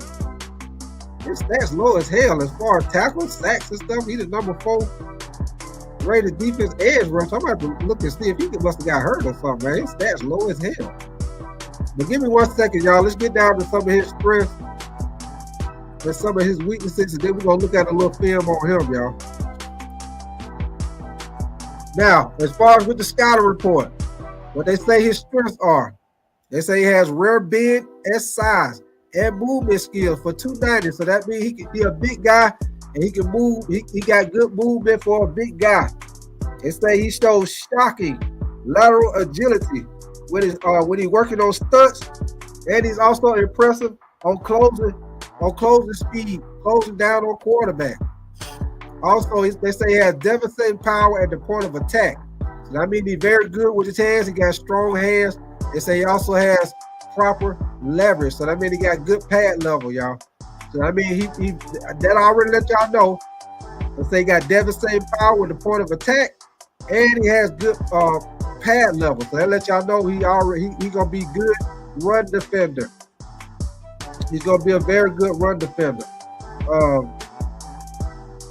You say he didn't start and he got hurt. You think, okay, because I'm gonna say, why is his stat so low? I don't know a lot about him, y'all. I don't know a lot about him, y'all, but they got him ranked at number 4, so it must be something with his potential or something, y'all. Also, they say he converts speed to power, with impressive force. Once again, something dealing with his point of attack. So just let you know, all the things they saying, he's gonna be very good against the run. Displays rare bend and flexibility for a man his size. Once again, for a man his size, he got very good movement. Once again, they say a quick processor who adapts and approaches the mid-game, showing mental capacity to build off prior reps and counter offensive line adjustment. Also, they say he has an explosive first step. So let's look at some of his weaknesses, y'all, and then we're going to look at a little film on him. They say he's raw as a pass rusher and needs significant refinement. So that let y'all know he needs to work on his pass rushing skills. So he most definitely needs to go to a team that's got a good defensive coordinator, somebody that's good with the defensive ends. So that let y'all know this guy right here, this guy gonna be a project because he needs work on his pass rushing skills. So he gonna be a project. He probably somebody that need to be either rotational or go to a team where he might have a year to sit behind another pass rusher where he can work on his flaws, y'all. Also, they say his hand usage remains a work in process. Once again, hand usage, they got to do with his pass rushing skills. Getting off of blocks. They say often being late to engage, which allows blockers to get into his frame and control the point of attack. All that means, y'all, when they say he got late engagement, that means he's slow getting off the ball. He's slow getting off the ball, so the offensive lineman is able to get to him first instead of him get to the offensive lineman first, or get off the ball where him and the offensive lineman have at the 50-50 mark, 50-50 point, what I mean. So because he is slow getting off the ball, offensive lineman, if they're quick getting off the ball, they most definitely gonna get to him, and they're gonna drive his ass up out of there because he's slow getting off the ball, y'all. Also, they say he must improve ability to convert pressures into sacks. He tends to get wild at the top of his rush, leading to missed opportunities. All that means, y'all, is sometimes when he's rushing up the field, he's over pursuing. He's taking himself out of position to get the sack. Also, they say his production hasn't matched the elite physical traits. So that means even though he's a big guy, very athletic for his size, it is not matching up with his play on the field. So that's why I say this guy right here is going to be a project guy. Project guy. So, hold on now. Let's get to a little bit of his film. Let's see what he's looking like on the field. Let's see what he's looking like on the field, y'all. Y'all give me 1 second.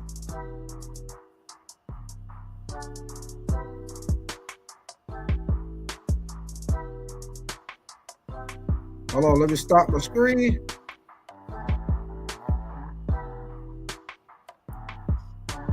One second, let me get his highlights up, y'all, so we can see what he's looking like.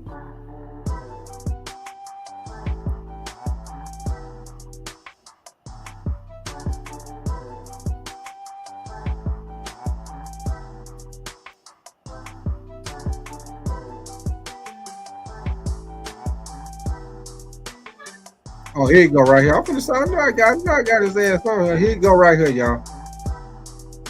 Let me see, just say OG before I get in here. You say he reminds you of Caleb Campbell, Raven type player, or Steelers type, or can see him with the Packers 3-4 at the end, or go let him learn from Okay, Armstead. Okay. Those ain't bad. Those ain't bad suggestions. Y'all give me 1 second. Let's look at a little bit of his film, y'all. See what he look like. Here we go.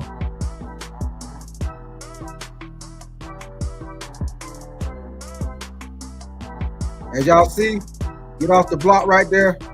Made the tackle. He did a good job right there against the tackle right there.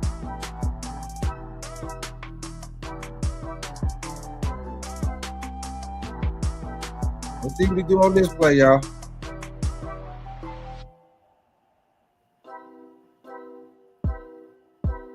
You did a good job right here, sliding down the line of scrimmage. Getting in on the tackle right here, y'all. Good job of sliding down the line of scrimmage right here.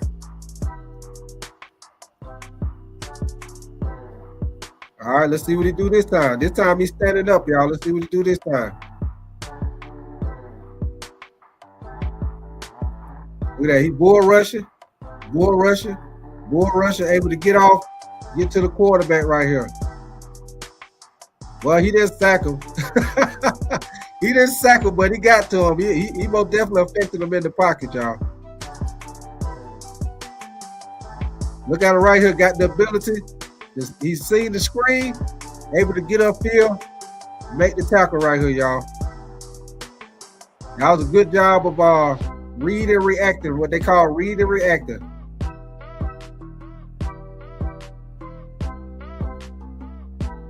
Good job of read and reacting.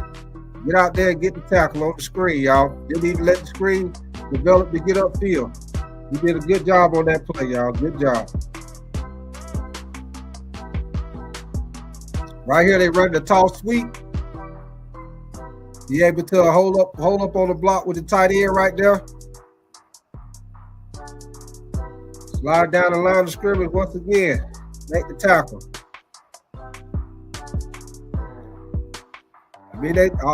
One of his weaknesses, they say slow getting off the ball, but he looked pretty good on here to me.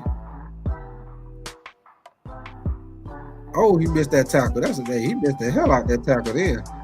But once again, he do a great job sliding down the line of scrimmage. Pursuit to the ball, y'all. Good job right there. Let's see what he do right here. He most definitely pass the situation. This against Texas A&M.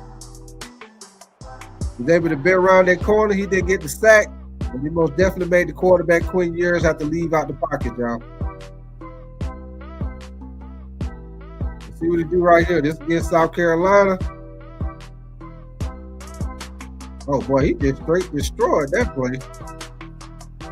Good job, man. He just straight destroyed that play. They didn't have a chance on that play. Golly.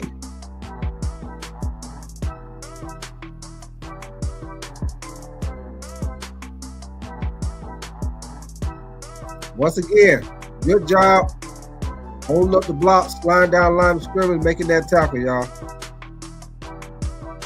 So they say he need to work on with his run game and stuff, but from what I'm seeing. But I know these are the highlights, y'all. So they ain't gonna show no bad plays. But doing a pretty good job, man. He most definitely getting in the backfield, affecting the quarterback. Do a good job. Look like he got a good motor to get out there and make the tackle.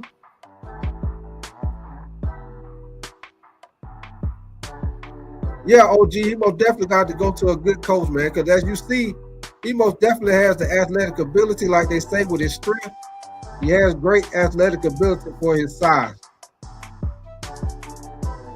Look how he split that double team right there. Split right through the double team. Then he got a good enough speed. Look over there. This straight hustle play right here. Straight hustle play. Great hustle play right there, y'all. All right, y'all. So that's a little film on him.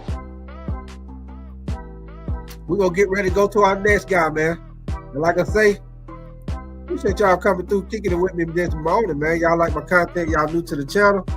Subscribe to my channel, man. Like I say, I do a little bit of everything. I do NFL, college football. I do NBA basketball. I do college basketball. I do boxing.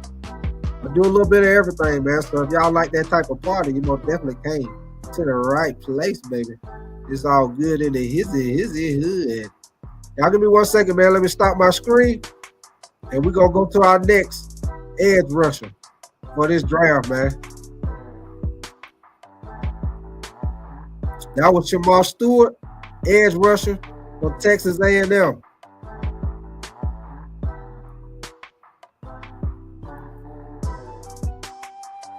Hold on. What you talking about, OG? You said, do I think Shikari poisoned that boy? You said Shikari? Who you talking about, OG? I might be a little late on what you talking about. Who you talking about, OG, before I get into the next guy? Who you talking about? Shikari.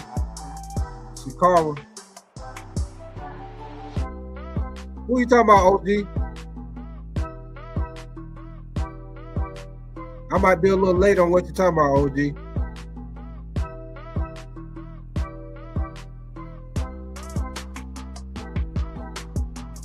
All right, well, I'll come back to you. They say he poisoned the old boy. He in the hospital and everything. Oh, no, I'm about to check on that, OG. I ain't heard about that. I'm a little late on that.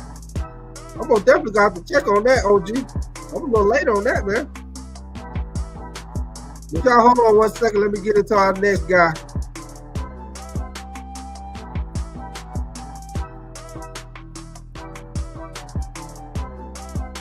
Okay, I got you, OG. Give me 1 second. I'm gonna get into the next guy while you doing that, man. Y'all give me 1 second. The next guy we got, who everybody liked from Marshall, Mike Green. They got him as the number 5 edge rusher pass. And this guy right here, one thing I noticed about him on the tape, y'all, very explosive. Very explosive. I think he'll be a very good edge rusher, 3-4 defense off the ripper.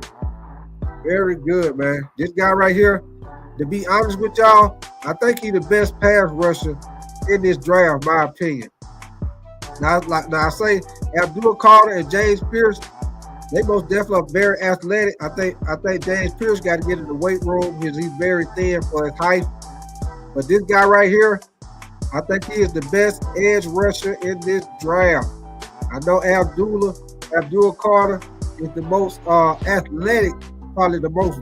I say Abdul is the most versatile edge rusher in this draft. But this guy right here, I think he is the best edge rusher in this draft. Now, I'm not saying he's better than Abdul Carter, but Abdul Carter is more of an X factor. You can move him around all over the field. You can move him on the left side, right side. You can put him off ball. You put him at middle linebacker. But this guy right here, you want your pass rusher, this your guy right here. 6'3", 251 pounds. As y'all see in the Senior Bowl, everybody see that highlight where he just straight Petey rolled that offensive tackle that tried to block him in the one-on-one drills. For the season, he had 17 sacks, 3 forced fumbles, 81 tackles, 38 solo tackles. 40 time right now, they got him listed as a 4.57, which is a great time for an outside edge rush linebacker, which is very good, y'all. So y'all give me 1 second. We're going to go down here and look at some of his strengths and weaknesses. And then we're going to look at a little film on him. All right. Once again, like I say, he's the best pass rusher in this draft, in my opinion. And stay strength. Very explosive first step. And can bend around the edge like Von Miller. And compared him to Von Miller, the way he can get upfield and bend around that edge with his body. Consistently beats tackles with pure speed and ankle flexion. Advanced pass rush. Also, got violent hands, natural leverage. Allow him to consistently defeat longer tackles despite his size limitation. So that let y'all know, even though he only 6'3", when he go against the bigger offensive tackle with long arms, he is still able to beat those guys. Even though they got longer arms, he do a great job with his pad level, his leverage. They say he has a relentless motor. and closing burst. So that lets you know a quarterback running, he has great closing speed. All they need when they say relentless motor, all that means is you just put in that extra effort to run down a runner, running back, or run down a quarterback, y'all. So that's very good. You won't definitely want that with your edge rusher. They say he has a wrestling background, which is great. Anybody that play linebacker, anybody play O-line, D-line, wrestling background is great. If y'all got kids, if they offensive line, D-line, especially if they're a linebacker, put them in wrestling is great. They ain't got to be good at it. Just put them in it because it teaches them leverage. It teaches them how to stay low. It teaches them leverage. You most definitely need leverage, especially in football. Especially if you're on the defense, you most definitely. Wrestling background most definitely is excellent to help you with your leverage, y'all. So that's a great background that he has, having the wrestling background. It says shows up with his hand usage and ability to slip block. And that's got a lot to do with his leverage coming from that wrestling background, y'all. And you know what wrestling, with the type of wrestling that they do, they lean against each other, they try to get that hand placement, try to get inside so they can throw you, twist you, slam you. So that wrestling background is great when it comes to that. They say he has an elite change of direction skills. Also has a natural instinct for pass rushing. Consistently takes efficient angles to the football and rarely gets pushed past the depth. So that lets y'all know he got great bend, great flexibility. Because as y'all see, when he gets upfield, he rarely over pursues. He do a great job of bending around that corner, y'all. Give me 1 second. Let's get to his weaknesses.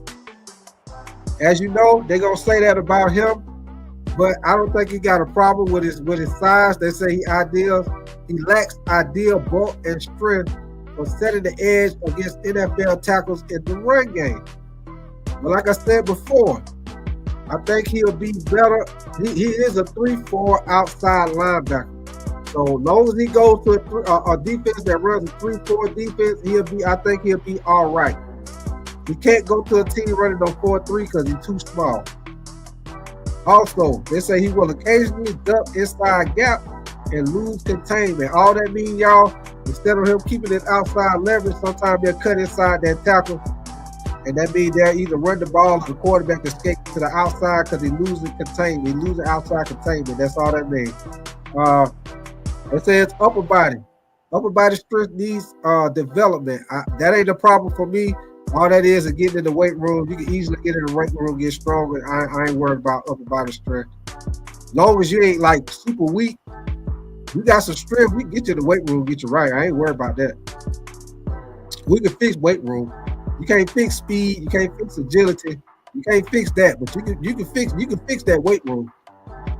They say he has limited experience dropping into coverage. As an outside linebacker in the 3-4 defense, I don't really care for him. He specialized in pass rushing, effective quarterback. I don't want him dropping out in pass coverage. Anyway, he a very great pass rusher. What the hell he dropping out in coverage for? Anyway, he need to be going to the quarterback. So let's look at a little bit of film on him, y'all. Let me get my screen together. And y'all forgive me, man. Like I say, past couple of days, my nose been running, man. So if it sound like my nose stopped up or you hear me sniffing a little bit, my doggone nose, man. But y'all give me 1 second. We're gonna look at a little film on him, y'all. Let me share my screen. Let me find him.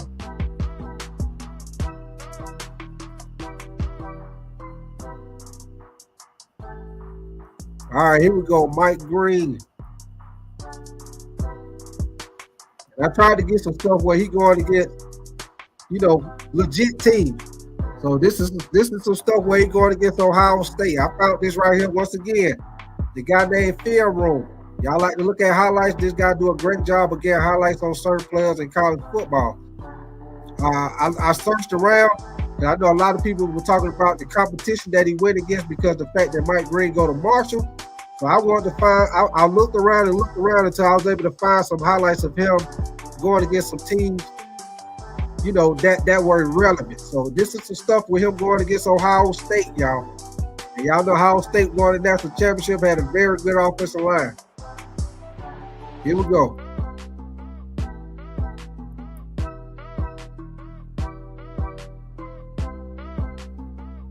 That's him up at the top of the screen, y'all. Look at how he able to beat that tackle.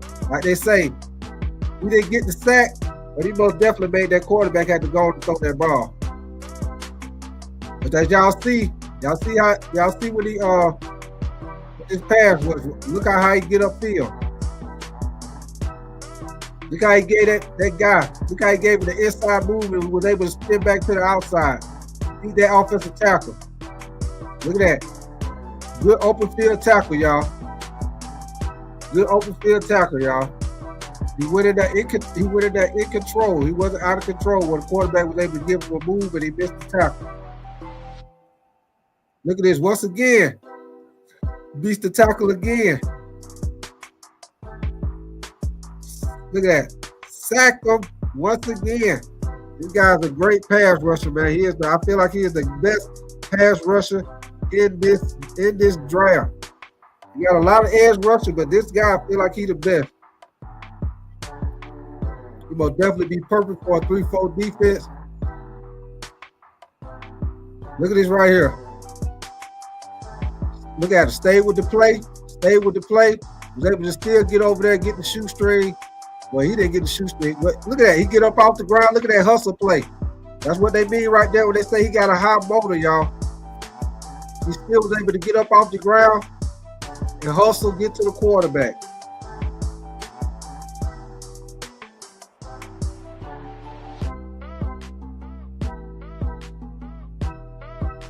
Look at this. Once again, he beat the offensive tackle again.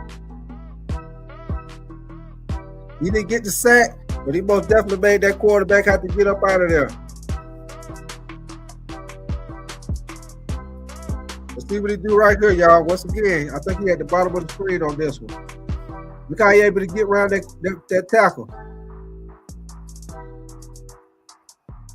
I like this guy, man.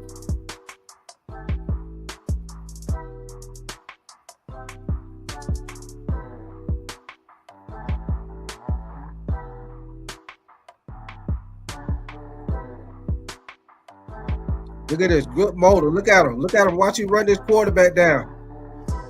Great motor, man. He don't give up on the play. Still running. Flush that quarterback right out the pocket.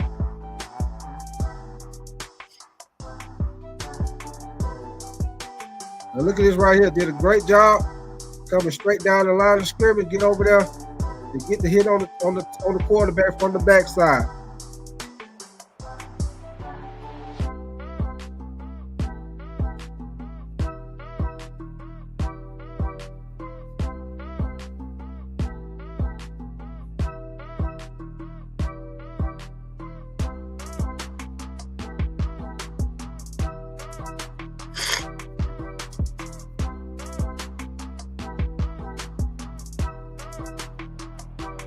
Once again, we'll look at this highlight, then we're going to go on to the next player, y'all.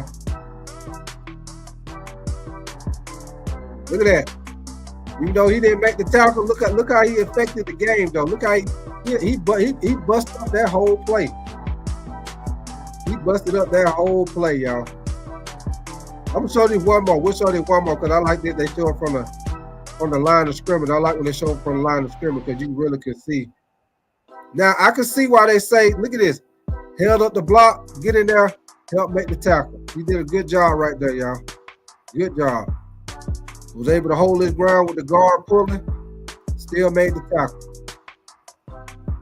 So that's some of your highlights right there on Mike Green, man. Like I say, I feel like he's the best edge rusher in this draft, y'all. The stats show it. 17 sacks on the season, y'all. Now, let's go to my next guy who we got. Next guy, let's go to the next one. Let's see what we got next. Next guy we got, I like this guy too, Jack Sawyer, out of Ohio State. Jack Sawyer, I like this guy. He not gonna jump off the screen when he playing. But this guy make plays, man. I like him because he make plays, always around the ball. Him and his running mate, the other defensive end for Ohio State, I think his name is JT Tuiolopou, something like that. But both of them guys, very solid edge rusher, y'all. Always, he not gonna wow you on the screen, but he most definitely make plays, always around the ball, y'all. 6'5", 260 pounds. So that lets you know he's big enough to play 3-4, and he could play the 4-3, but he probably have to put on maybe about 10 more pounds, but he could play in the 4-3. He not a smaller size edge. So, he another one that can play 3-4 or 4-3 with his weight, y'all. Right here, they got his 40 time as a 4-6, which that's cool for an edge rusher. You got an edge rusher, he's running a 4-5, 4-6. That's cool. I can work with that. I can rock with that. On the season, he had 9 sacks, 3 forced fumbles, 59 tackles, 25 solo tackles. So let's go down here and look at some of his strengths and weaknesses, y'all, and then we're gonna look at a little film on him.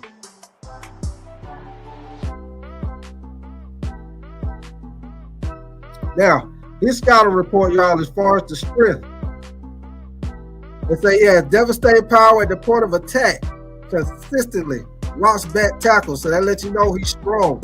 He's able to got a good point of attack, able to push blockers back. And they said he has powerful first contact, maintains leverage through the gap. He got natural instincts in the run game. He shines and diagnoses pulling guards and tight ends. They say he has a nasty bull rush that can keep in the pocket. Like I say, he's not gonna wow you with his play on the field, but he just always make plays, man. Always make plays. Like I say, he got strong hands, excellent placement when he's taking on blocks, y'all. Most definitely is a good run defender.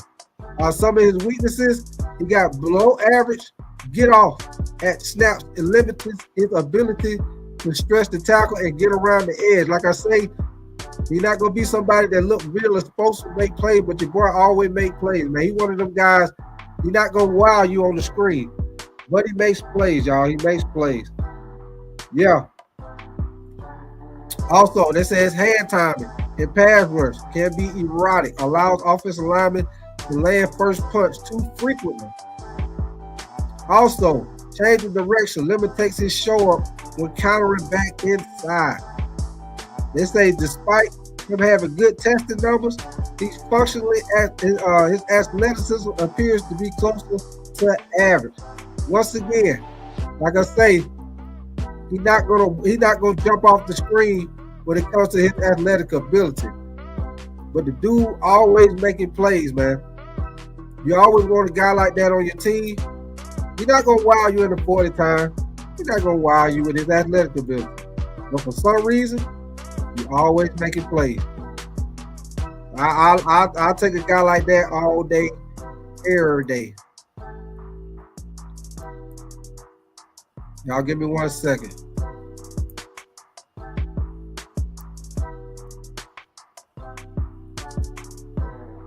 All right, y'all, here we go right here. This is some of the highlights when they played against Indiana this year. We got it right there, slide right down the line of scrimmage. Get in there and make that tackle right there. You did a good job on that play right there, y'all.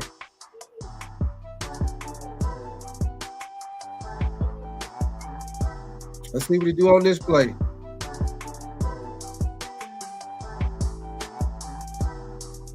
Look at that, great bend.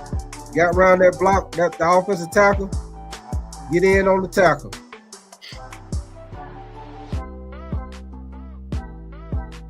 Let's see what he do on this play.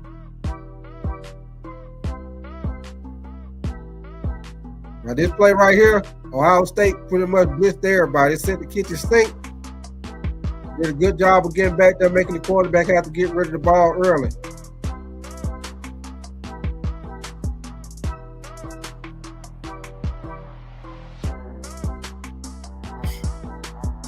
Right here, he's able to get around able to beat that offensive tackle. Like I say, once again, He didn't get the sack, but he was able to get back there, get the pressure where the quarterback has to go ahead and get rid of that ball.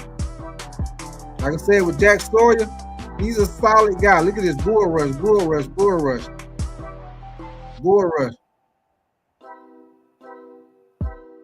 And look at his running mate, JT, the other defensive end, which he's one of the top edge rushers also, y'all. Which, to be honest with y'all, I feel like he a little bit better than Jack Sawyer, if you ask me. The other defensive end, they got JT Tuiolopou, whatever his name is. But Jack Sawyer, like I say, he always making plays, y'all. He's not gonna wow you on the field. But this guy, every time he turn around, he's making plays. You always need a guy like that on your team, man. One of them grinded out guys.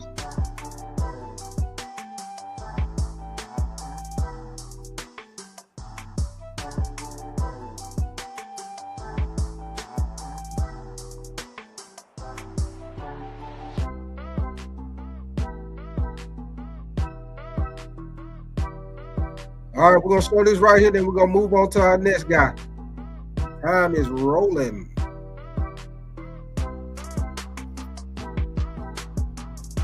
Do this once again. Slide right down the line of scrimmage, get in there and make that tackle. So that's a little film on him, y'all, with Jack Sawyer. We're going to go ahead and move to our next guy. Like I say, hey, y'all new to the channel, man. Y'all like my content. Y'all most definitely subscribe to your boy Big Tight, man. Y'all double tap that screen. Get them Lizzie likes up, man. Y'all copy our super sticker. Get your super chat. And I put the link in the chat earlier if you want to check out my channel, man. You want to be a member of the channel. Most definitely, man. Appreciate y'all coming through here, kicking it with me this morning. We're going to go to the next person, man. I'll go to the next person. Give me 1 second.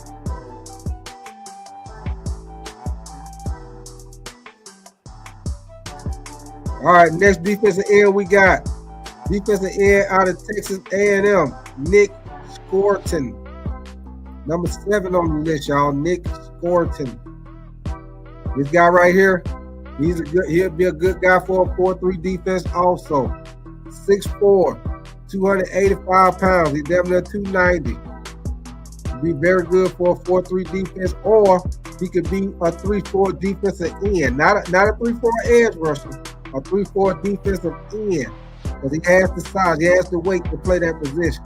He's damn near 290 pounds. 40 times, he runs a 4.7.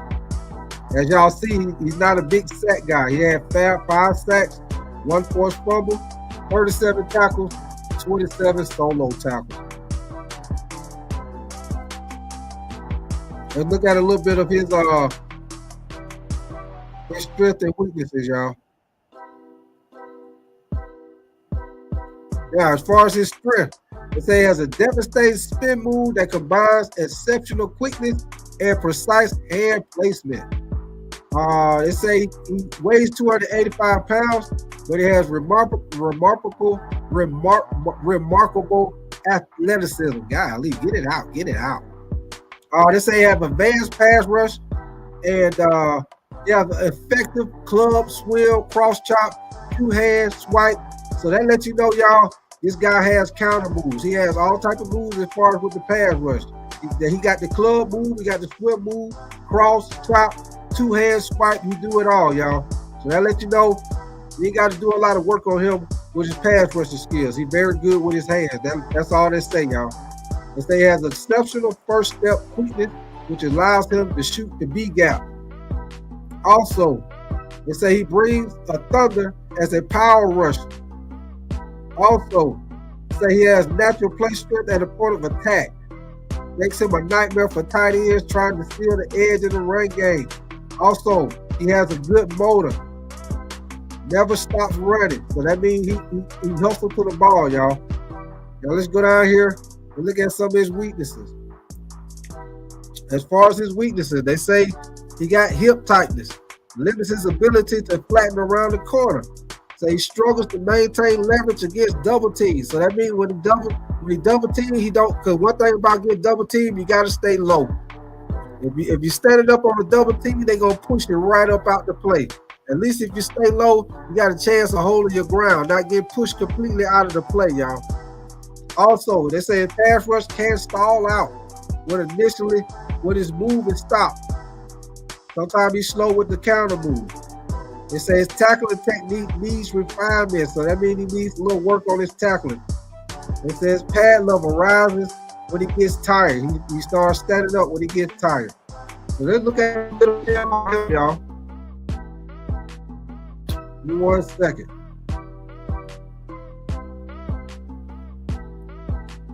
Give me 1 second. Let me stop my screen.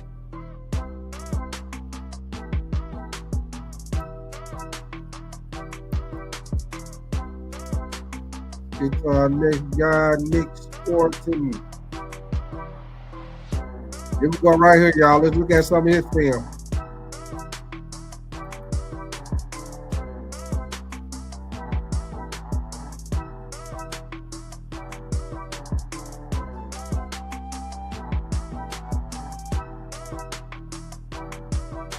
You gotta get out that block. Bam, make that tackle. That was a good play right there. Good play. Look at this. I'll try to get off this block. Get right off that block. Get rid of that tackle. Get rid of that right in there. Make that tackle, man. Good job. Good job on that play. Let's see what he do on this one, y'all.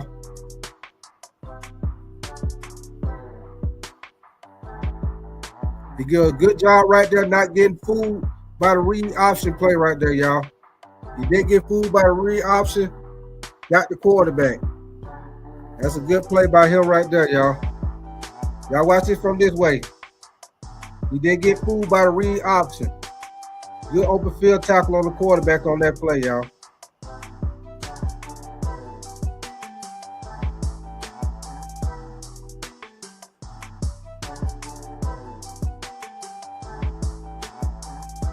Look at him get upfield.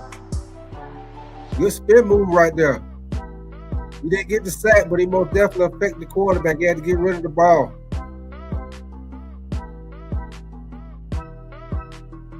This guy right here is a natural 4-3 defensive end. Or like I said, he could be a defensive end in a 3-4 defense. Not an edge rusher, a defensive end, one of the 3-down linemen.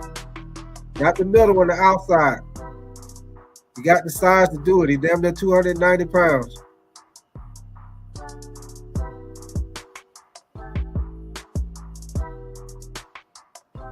Look at this right here. Doing a great job right here. Great job.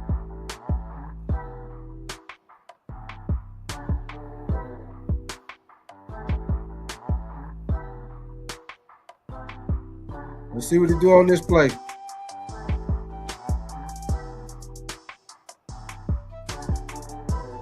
Good spin move.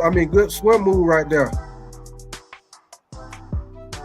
So that's some of his film right there, y'all. Nick Scorton out of Texas. Give me 1 second. We're going to get it moving, y'all. We're going to go to our next guy. Give me 1 second.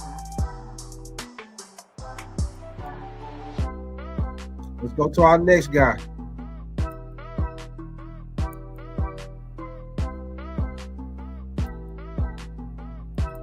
All right, y'all. Our next edge rusher prospect in this draft right here.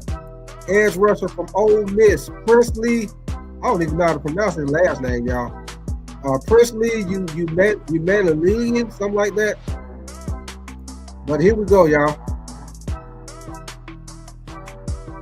I like this guy too, man. 6'4", 264. This is another guy. He could be a 3-4 or a 4-3 defensive end. 4.68 in the 40. He had 10.5 sacks on the season, 1 forced fumble, 37 tackles, 19 solo tackles. So let's look at some of his strengths and weaknesses, and then we're gonna look at a little film on him, y'all.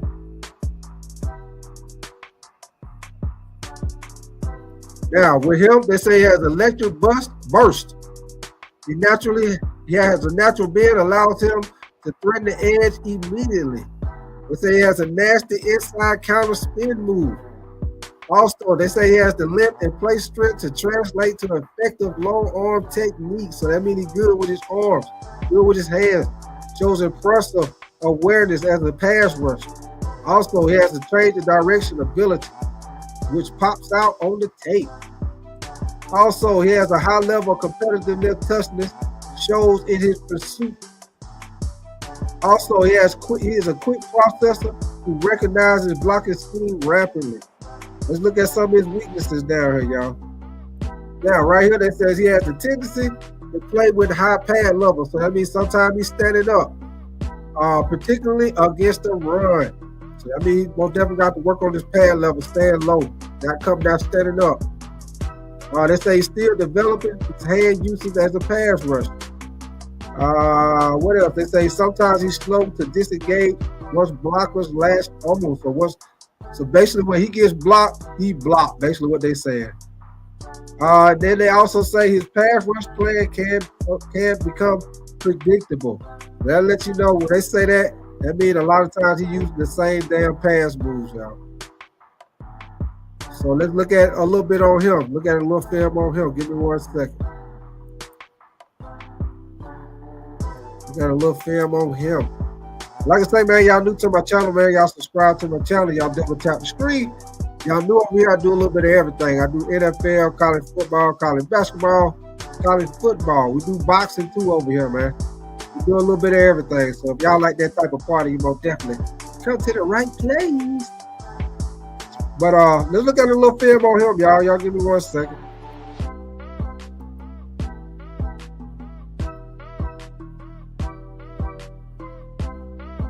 Give me 1 second. Let me find him right quick. Okay, here we go right here.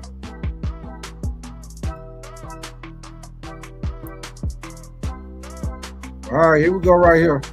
This is him going against Alabama. Who is this? Now, this is him going against Arkansas right here, y'all. Look how he bent around that corner. Get back there on that quarterback. He did a good job of getting around that corner on that left tackle right there.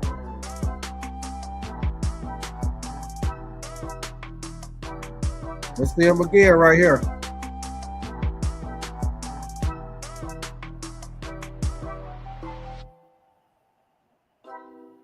Good job of getting around that corner. He didn't get the sack, but he most definitely affected that quarterback.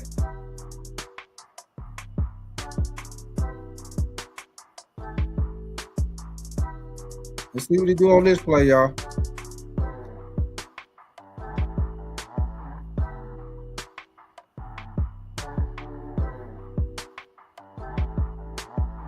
Good job of getting around the corner on that, y'all.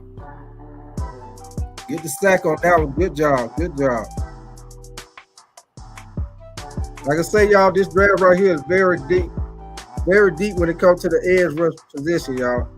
You probably got about a good, legit 20 guys that can either start or be a rotational piece in this draft, y'all, most definitely.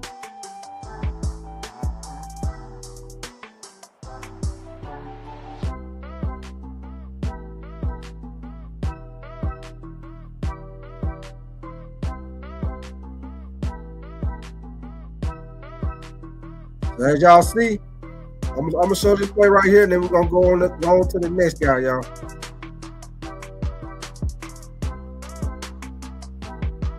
Look how he able to get around that corner. Offensive tackle did a bad job of getting back in the stands too, man. Offensive tackle did a bad job moving his feet on that play. All right, y'all. Let's go to our next guy.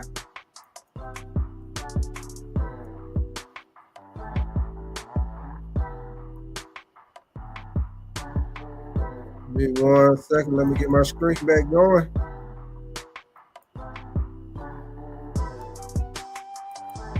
All right, our next edge rusher we're going to get to.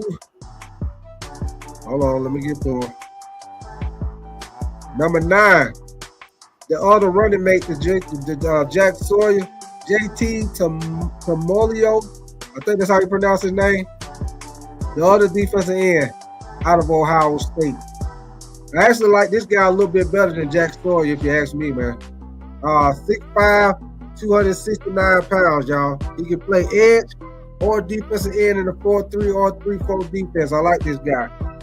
Had 12 and a half sacks, 2 forced fumbles, 61 tackles, 35 solo tackles. He run a 4.6 or 4.62 in the 40 time. That's very good. If you get an edge rusher run at least a 4.5, 4.6, that's pretty good. If anybody that run like a 4.4, that's elite speed as an edge rusher. But on average, most edge rushers, 4.5, 4.6. The bigger guys might run a 4.7. But you get 4.5, 4.6, that's good speed for an edge rusher, y'all. Let's go down here to some of his strengths and weaknesses, then we're going to look at a little film on him. Now, devastating power at the point of attack. Heavy hands that shed blockers. So that just lets you know he's good against the run. Elite awareness and instincts in the screen game. So that lets you know you can't fool him in the screen game. Also, exceptional play strength to set a firm edge. Once again, he is good against the run.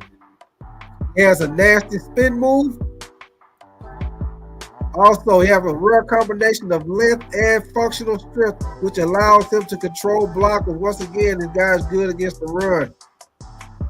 He has a multi-sport background, which translates to exceptional body control and balance for his size when changing direction. Now, let's look at his weaknesses. They say his initial burst off the snap is merely adequate. So that means he don't have a real quick first step. Like I say, once again, just like Jack Sawyer, this guy always make plays, man. He always make plays. Gets to the quarterback. They say occasionally plays too tall. So that means sometimes he's standing up, particularly against double teams. Like I told y'all before, double teams, you got to stay low or they will push you right up off the plate. They got to do it leverage. Then they say his pass rush playing can become predictable. So that means sometimes he's doing the same pass rush moves, y'all. Now let's look a little bit at him on the film. Give me 1 second. Let's get him on the film.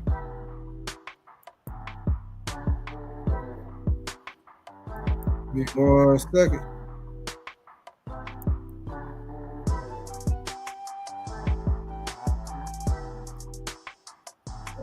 Let me find there he is. All right, y'all. We're gonna look at a little bit of him.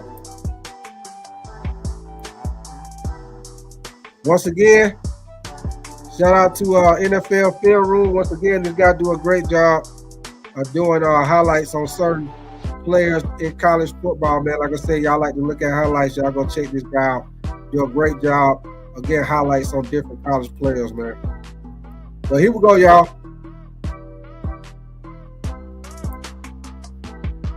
Now watch it right here. This is going against Tennessee. Look at it. He has the strength to hold his ground. He hold his ground against that tackle. Now see the tackle not driving him off the ball. He's able to hold his ground, get to that tackle. Good job by him on that play. Great job. That's a great job by him on that play, y'all. Watch him again. Let's see what he do on this play. Look at this. He slants down inside the gap. They ran a stunt right there. Actually, the guy is holding the hell out of him on that play. He's holding him. He's still able to get to the quarterback, y'all. Still able to affect the quarterback on that play, even though the tackle was holding them on that play.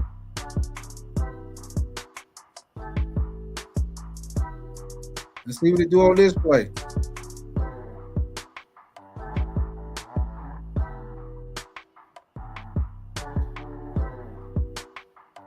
Once again, good job of getting in the quarterback face. He's able to tip that ball right there.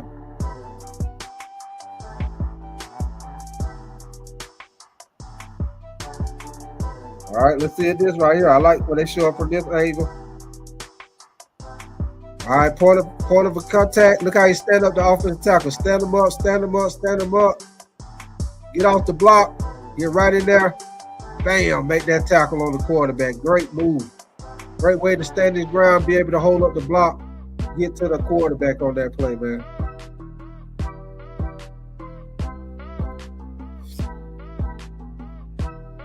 Once again, look at this. Get off the block, Get off the block, get over there, make the tackle on the quarterback. Great job right there once again. So as y'all see, the guy's pretty good against the run and get to the quarterback with the pass. And even if he don't sack the quarterback, he is most definitely affecting the quarterback, getting in his face. And that's what most definitely one of the things you want to be able to do. If you can't get to the quarterback, you at least need to be able to affect them. If you can at least affect the quarterback in the pocket, hey, that's good for me. At least affect them. You might not get to him, but at least make him move out that pocket. All right, y'all, so that's a little bit on him. We're going to get to moving to our next guy. Give me 1 second. Let's get to our next guy.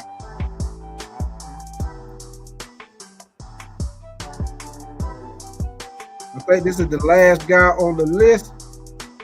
At number 10, got Josiah Stewart out of Michigan. At number 10, edge rushing prospect in this draft. And after I do this guy, I'm going to show y'all the next 10 guys. All them guys are legit also, y'all. This is a deep draft for edge rush. This guy, I think he's more set for a 3-4 edge defense, y'all. He's 6'1", 248. He's too light to be a 4-3 defensive end. He run a 4.7 40. He had 8.5 sacks on the season, 2 forced fumbles, 33 tackles, 22 solo tackles.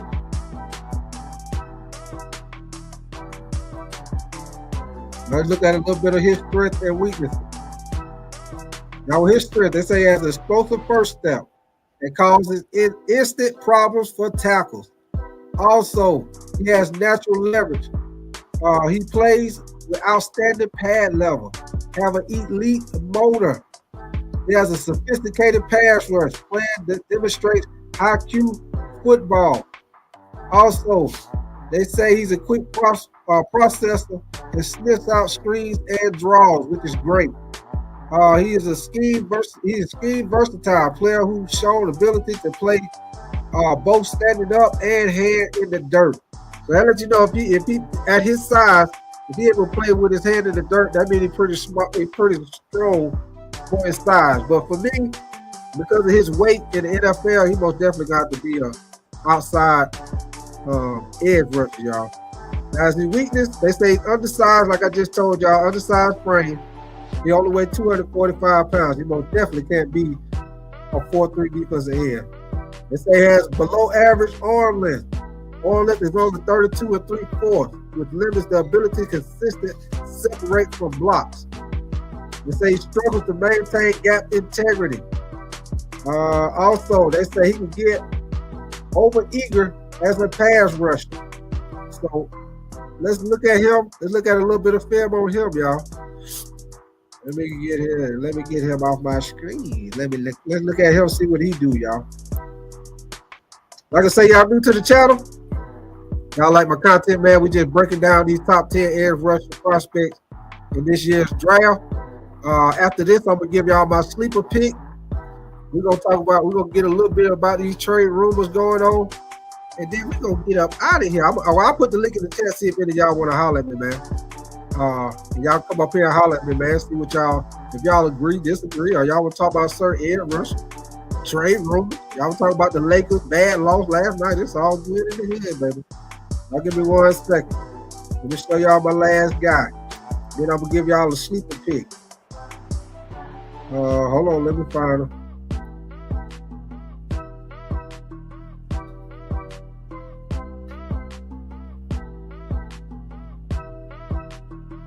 Where is it? Where he at?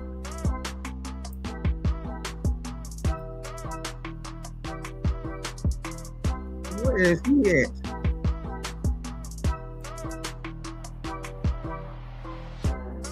Hold on, I know I got him on here.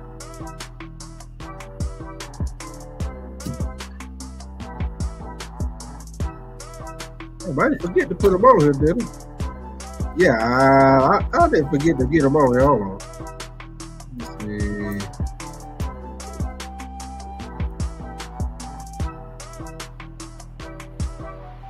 No, that ain't him.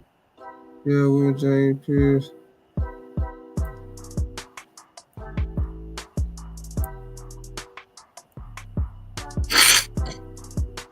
Yep, y'all. My bad, y'all. I forgot to get his doggone highlights.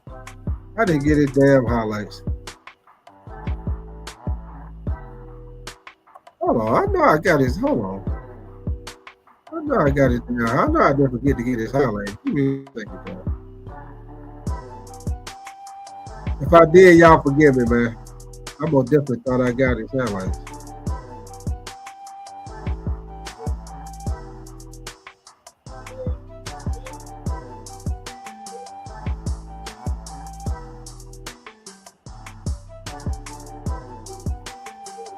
Yep, I did, y'all. My bad, man.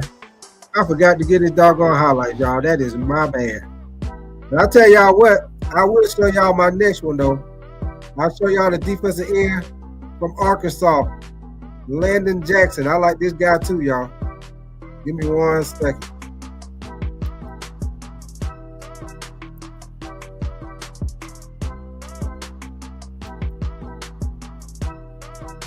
This guy right here, he's somebody you can get late.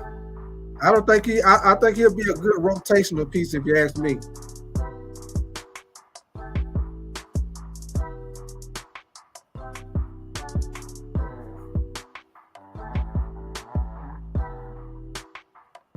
Look how he been around that corner. He right on. Hey, made the tackle run right into Jalen Miro. He took the tackle, and he went back there, took the tackle with him back there to get Jalen Miro.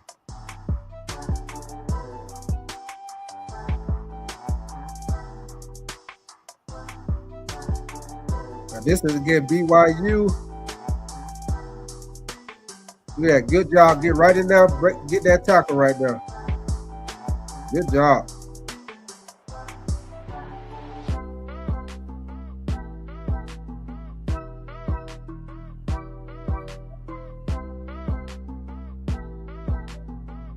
Yeah, I agree with you, OG. Look at this. Once again, we got to get back there. Get past that tackle. Get back there on Jalen Miro. Sack. I like this guy right here, too. Y'all, you can get him late in the draft. He most definitely can help your team out. He most definitely could be a good rotational piece, man. Most definitely, man. Look at this right here. Look how he stay home. Look how he stay home. Stay home. Stay home. Stay home. Stay home. Slide right down. Break down. Make the tackle. Great job, man. Do a great job of not over pursuing the play right there, y'all. Y'all see how he stayed home, slid down the line of scrimmage, made that tackle.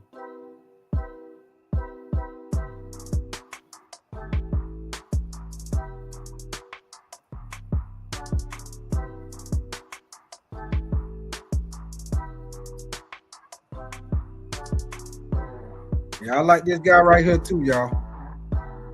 Do a great job right here, man. Look how he able to get off this block. Matter of fact, the tight end and the running back trying to block him. He's still able to get back there. Look at that. He beat the tight end and the running back get back there. Still able to get back there and get the tackle, y'all. Beat the double team. That's a good job right there.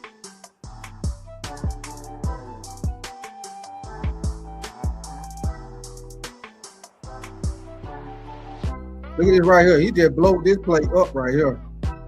He blowed that plate up. So that's a little bit on him, man. Defensive end out of Arkansas, Landon Jackson. Redick Jackson. What they say on Coming to America? Landon Jackson. Yes, sir, man. Matter of fact, man, I'm once again, if y'all want to check my channel out, this is a link to my channel. You want to get your membership or anything. Also, I'm gonna put the link in the chat if y'all want to come in here and holler at me. I'll put the link in the chat. Give me 1 second. I put the link in the chat. Y'all want to come up here and holler at me about any of these edge rushers. Or if y'all want to talk about the Lakers with their bad loss. some of these NFL trade rooms. Matter of fact, hold on, let me stop my music. Give me 1 second. Give me 1 second. Let me cut the music out. Okay, there we go.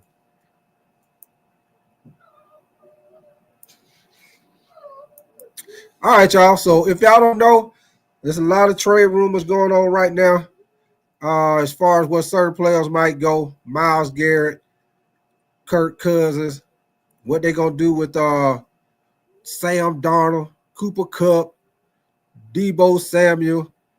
There's a lot of players out here right now got trade rumors. So I found something for y'all, and they're gonna break it down more into detail as far as what's going on as far as with these trade rumors. Let me see. OG, you said, how do I add the link? How do you hit the link to join? Usually, OG, when I'm on other people's shows, basically what I have to do is you see my link right here, the hashtag StreamYard.com. Basically, what you have to do is go to Google and either and type. You got to type it in. You either type it in or you can paste it. You either highlight it and paste it. But what I do is I go type it into Google. I go click on Google and I type it in like you searching. Type the whole thing in, the hashtag, everything. Type the whole thing in and then click on it and it take you directly to StreamYard. And what it'll do, if you ain't never been on somebody's show, it'll tell you to allow your microphone and your camera. And once you hit OK for both of those, it'll bring you onto the show. And I see you in the background and I click on you and bring you into the show. So that's all you got to do, OG. Yeah, Roadmaster. You either type it or copy and paste it, but you put it in Google, man. And like I say, you do that. Once you click on it, it brings you straight to StreamYard. If you ain't never been on here, once again, like I say, it'll tell you to allow for your camera and for your microphone. And once I see you, it'll give me a little beep when you come in, and I'll bring you right on in here, man. You come up here and holler at me about whatever you want to talk about. We will talk about it. We sure will. And what up with your Roadmaster, man? Appreciate you coming through, brother. And y'all give me 1 second, man. I'm going to play this right here for y'all. It's pretty much breaking it down more in the detail as far as what's going on with these trade rumors, franchise tag, who probably go get hit with the tag. So y'all give me 1 second, y'all.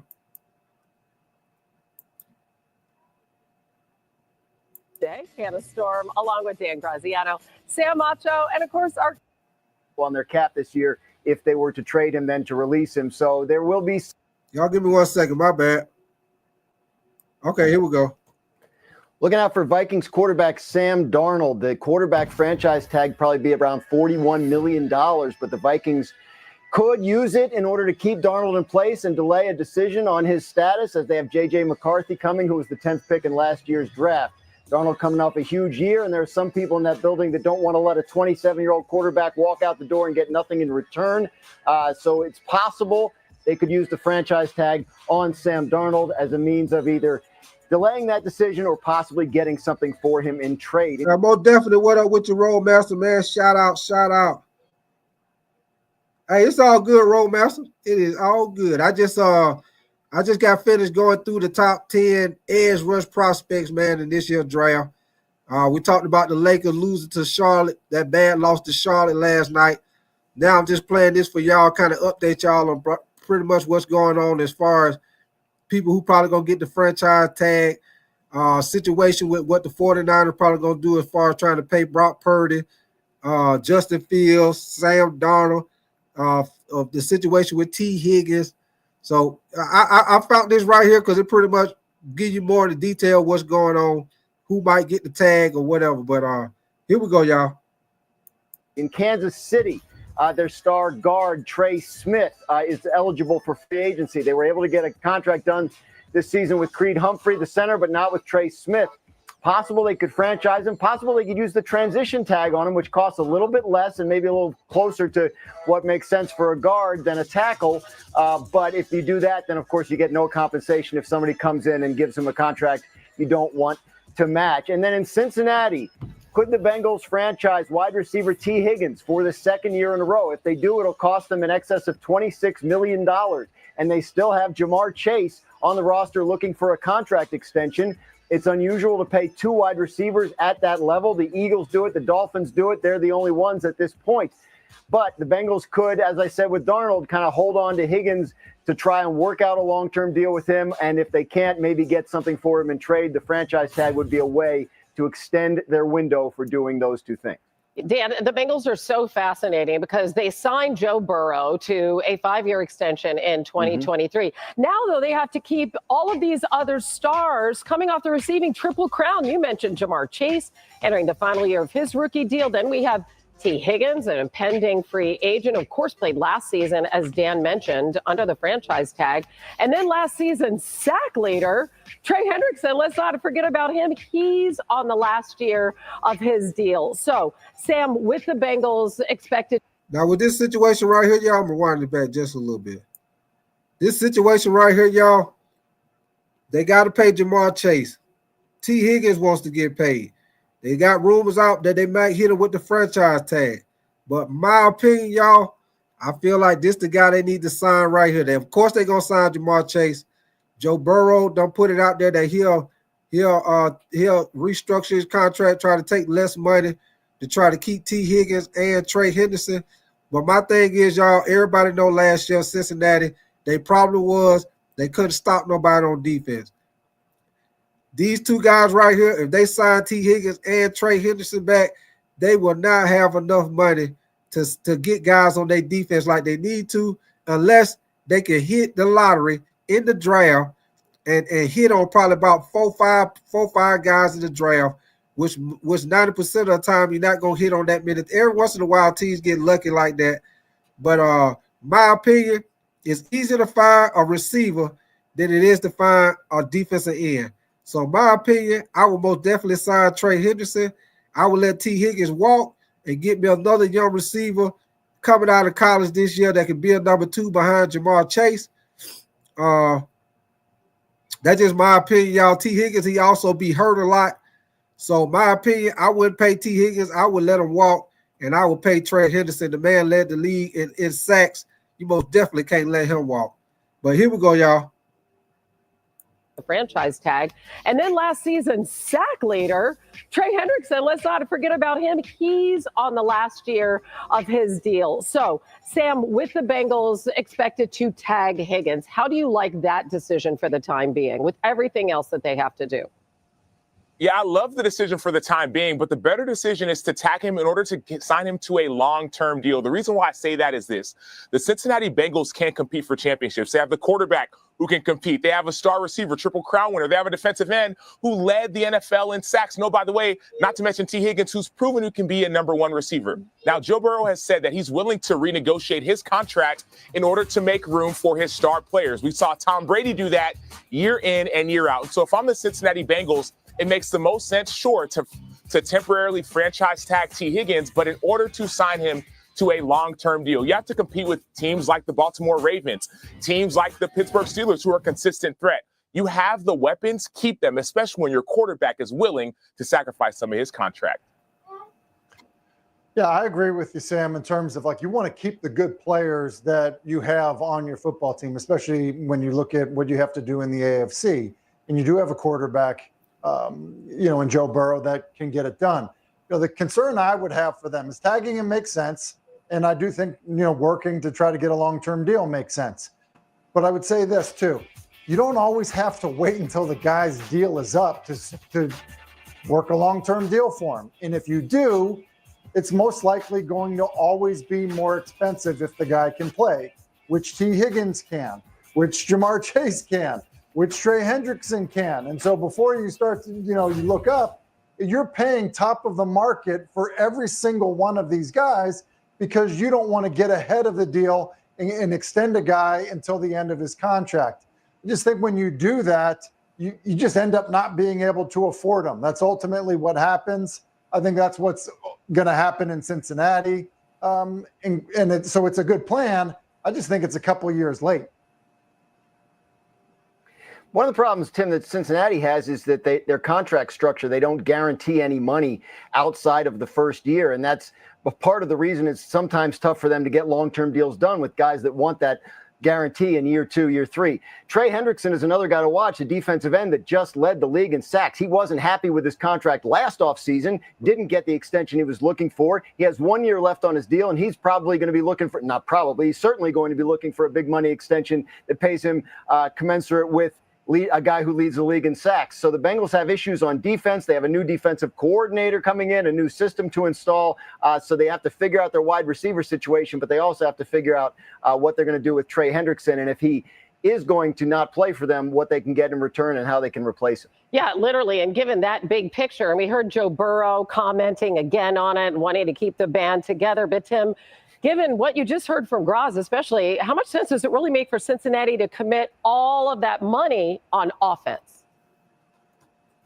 Well, look, I think it's smart. Just look at what happened in the Super Bowl. If you're good on the offense and defensive line, you can beat teams that, have good quarterbacks and good perimeter players. So it's not smart to build a 7-on-7 team when you have to play actual football. And so I do think allocating the money, not just, so heavy at quarterback and wide receiver, is smart. I want to just touch on something that Dan said that I think, is really important. T. Higgins gets franchised. He's talking about the guarantee on a 1-year deal. He's going to get $26 million if he signs the franchise tag.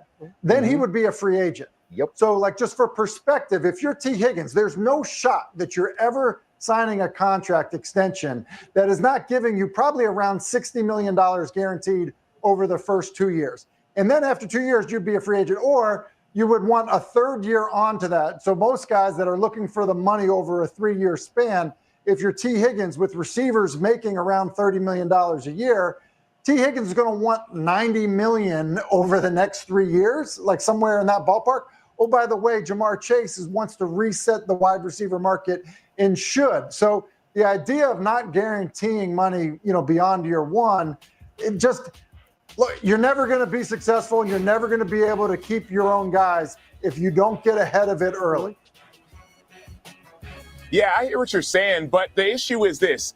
When you have a team that is ready to compete, you're not wasting. Some teams just got to sign guys just to meet some of those salary cap minimums, right? That 90% and up to 110%. You have to meet that. But this is not a team that's trying to meet a minimum. This is a team that's trying to compete for championships. And so, yes, number one, you have to sign your Triple Crown winner, 100%.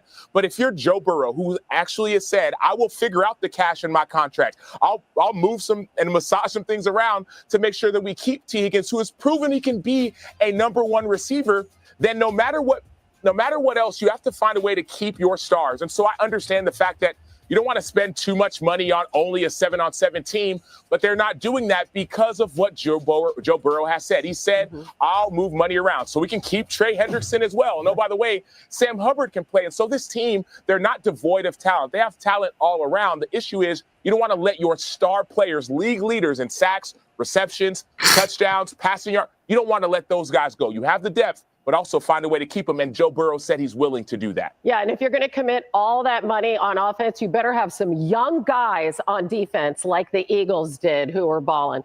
All right, they made it to the Super Bowl, but we all know what happened there. Time to read and react to some news around the league, starting in Detroit, where new offensive coordinator John Morton was asked about his familiarity with Jared Goff from his time with the Lions back in 2022. I think it's big because it all starts with the quarterback, right?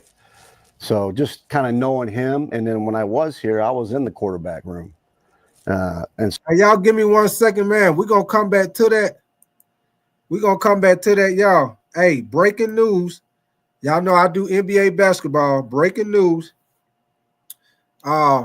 Milwaukee Bucks forward Bobby Portis has been suspended for 25 games for violating the league's anti-drug policy, y'all. We'll come back. We're gonna come back to that with the free agencies and everything, y'all. But I got something I'm gonna play with y'all. This breaking news right here. Y'all know I cover NBA too. So yeah, OG, I'm finna play it. They gonna get more into detail about it. I found a little video clip about it. But basically, Bobby Porter's been suspended, which that's gonna be a big loss for the Milwaukee Bucks, man. Bobby Portis most definitely does a lot for that team. Yeah, I don't know what he done. Oh, excuse me, y'all. I don't know what he done did, Roadmaster, but he most definitely done messed up because he done got suspended by 25 games, man. And like I say, Milwaukee been playing good ball lately. I'm finna play this right here for y'all. Give me 1 second. This them right here, reporting this right here. We're gonna play this right here for y'all. Cause like I say, I like to do a little bit of everything, man. So I just seen this come across my phone. So y'all know I most definitely got to cover this with y'all, man. Y'all give me 1 second. I'm finna bring it right on up.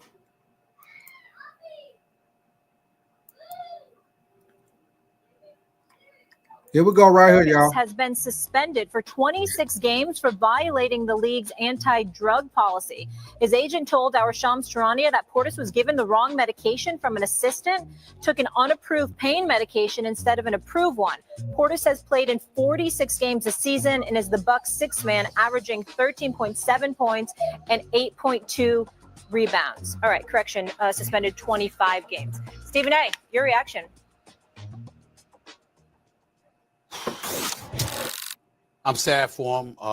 For the record, to the agent, I'm not, you take the agent at his word, what he says.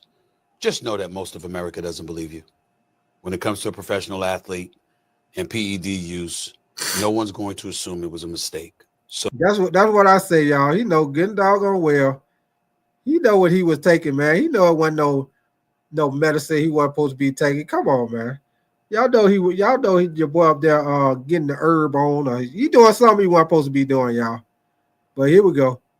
Stephen A., I agree with him on this, man. Sometimes I agree with Stephen A., sometimes I don't, but I agree with him with this. He know Bobby Portis know he messed up, trying to act like he didn't know what he was taking was gonna get him hit. But here we go, y'all.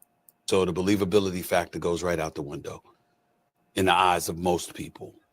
For me personally, I'm a huge fan of Bobby Portis. I'm happy it's not for the rest of the season. He gets back with about 4 games left in the regular season, 25 minutes a game, giving you 13 and 8 on 46% shooting. He's a vital component to the success of the Milwaukee Bucks. I think they'll need him in order to really try to make a run. And I'm just glad to hear that he's going to be back at the end of the regular season and available for the postseason. So this is an opportunity for him. Just continue working hard, keep yourself in shape, be ready to go. Stephen A., how much does this hurt the Bucks? They're the currently fifth in the East, a Detroit game out of 4. They could fall into the play-in. They could fall out of the top 6 slots because Detroit is right on their heels. They could fall out of the top 6 slots and end up in the play-in tournament, which means that your challenges are your challenges, because if you get out of the tournament, remember, you're getting out as a 7th or 8th seed, right, when you win the play-in tournament. And if that happens, that means you go up against the number 1 or the number 2 seed, which means it's Cleveland or Boston. And that means they're going home in the first round. Yeah, and he just dealt with the robbery in his home as well. So tough stretch there. Milwaukee hosts the Clippers tonight as they resume their season post All-Star break. All right, back to the NFL, guys. Good association where the Bucks forward Bobby Portis Jr. has been suspended 25 games for taking a banned substance. That suspension will begin with tonight's game against the LA Clippers. Based on the timeline provided by the NBA, Portis would not be eligible to return until April 8th against the Minnesota Timberwolves, with just 4 games remaining on the regular season. Portis, of course, has been a key role player for this team, but taking a look at it, when we're talking about the Bucks, top 6 in the East, of course, still some more work to do when it comes to chasing down the Cavaliers, Celtics, Knicks, and Pacers. The Bucks, one of those maybe top 4. We'll see what happens there. But of course, more on this a little bit later. Our NBA insider Sam Quinn will tap in here on HQ and all that news for the Bucks. Retire than play in Indiana. It's a good troll job. All right, y'all. So let me 1 second. Yeah, there y'all go right there. Breaking news. Bobby Portis done got suspended 25 games, y'all, for some type of bad substance. He done failed some type of drug test or whatever. As y'all hear, he tried to play it off, tried to act like he took some type of medicine or something, and he didn't know what he was taking. But you've been doing something you ain't supposed to be doing. That's why you see Stephen A. Smith. Nobody believe you. You know you don't got pop.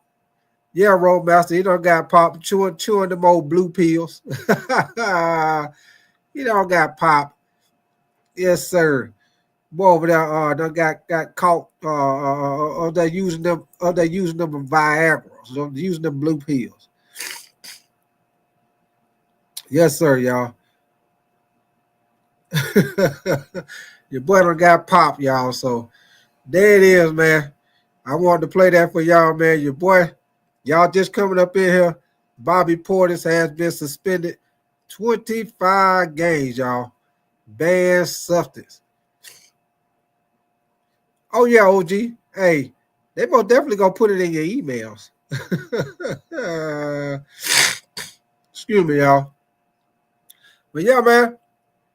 Shoot, hold on. We're going to get back to what I was playing for y'all, man. Appreciate y'all coming through. Whoever new to the channel, y'all most definitely double tap the screen, get those Lizzie likes up, man. Y'all subscribe to your boy Big Tight. Most definitely appreciate y'all coming through, man.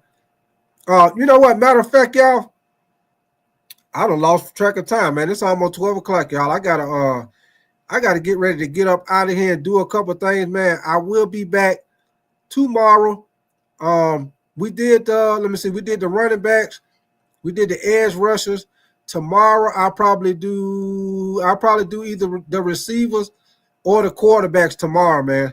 So y'all most definitely keep your notification bell on. We'll be back in here tomorrow morning. I appreciate y'all coming through, kicking it with me, man. OG, we'll try to see if we can get you in here next time, OG.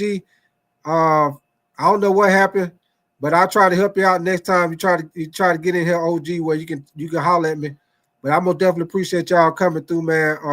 Y'all enjoy y'all day. Y'all be safe out there. Appreciate you, OG, Roadmaster, Donna B, all y'all, Candy Girl, all y'all came through here, man. Most definitely, man. Y'all be safe. Y'all enjoy y'all day. And I'm going to holler at y'all later, man. Y'all be safe. I'm going to holler at y'all.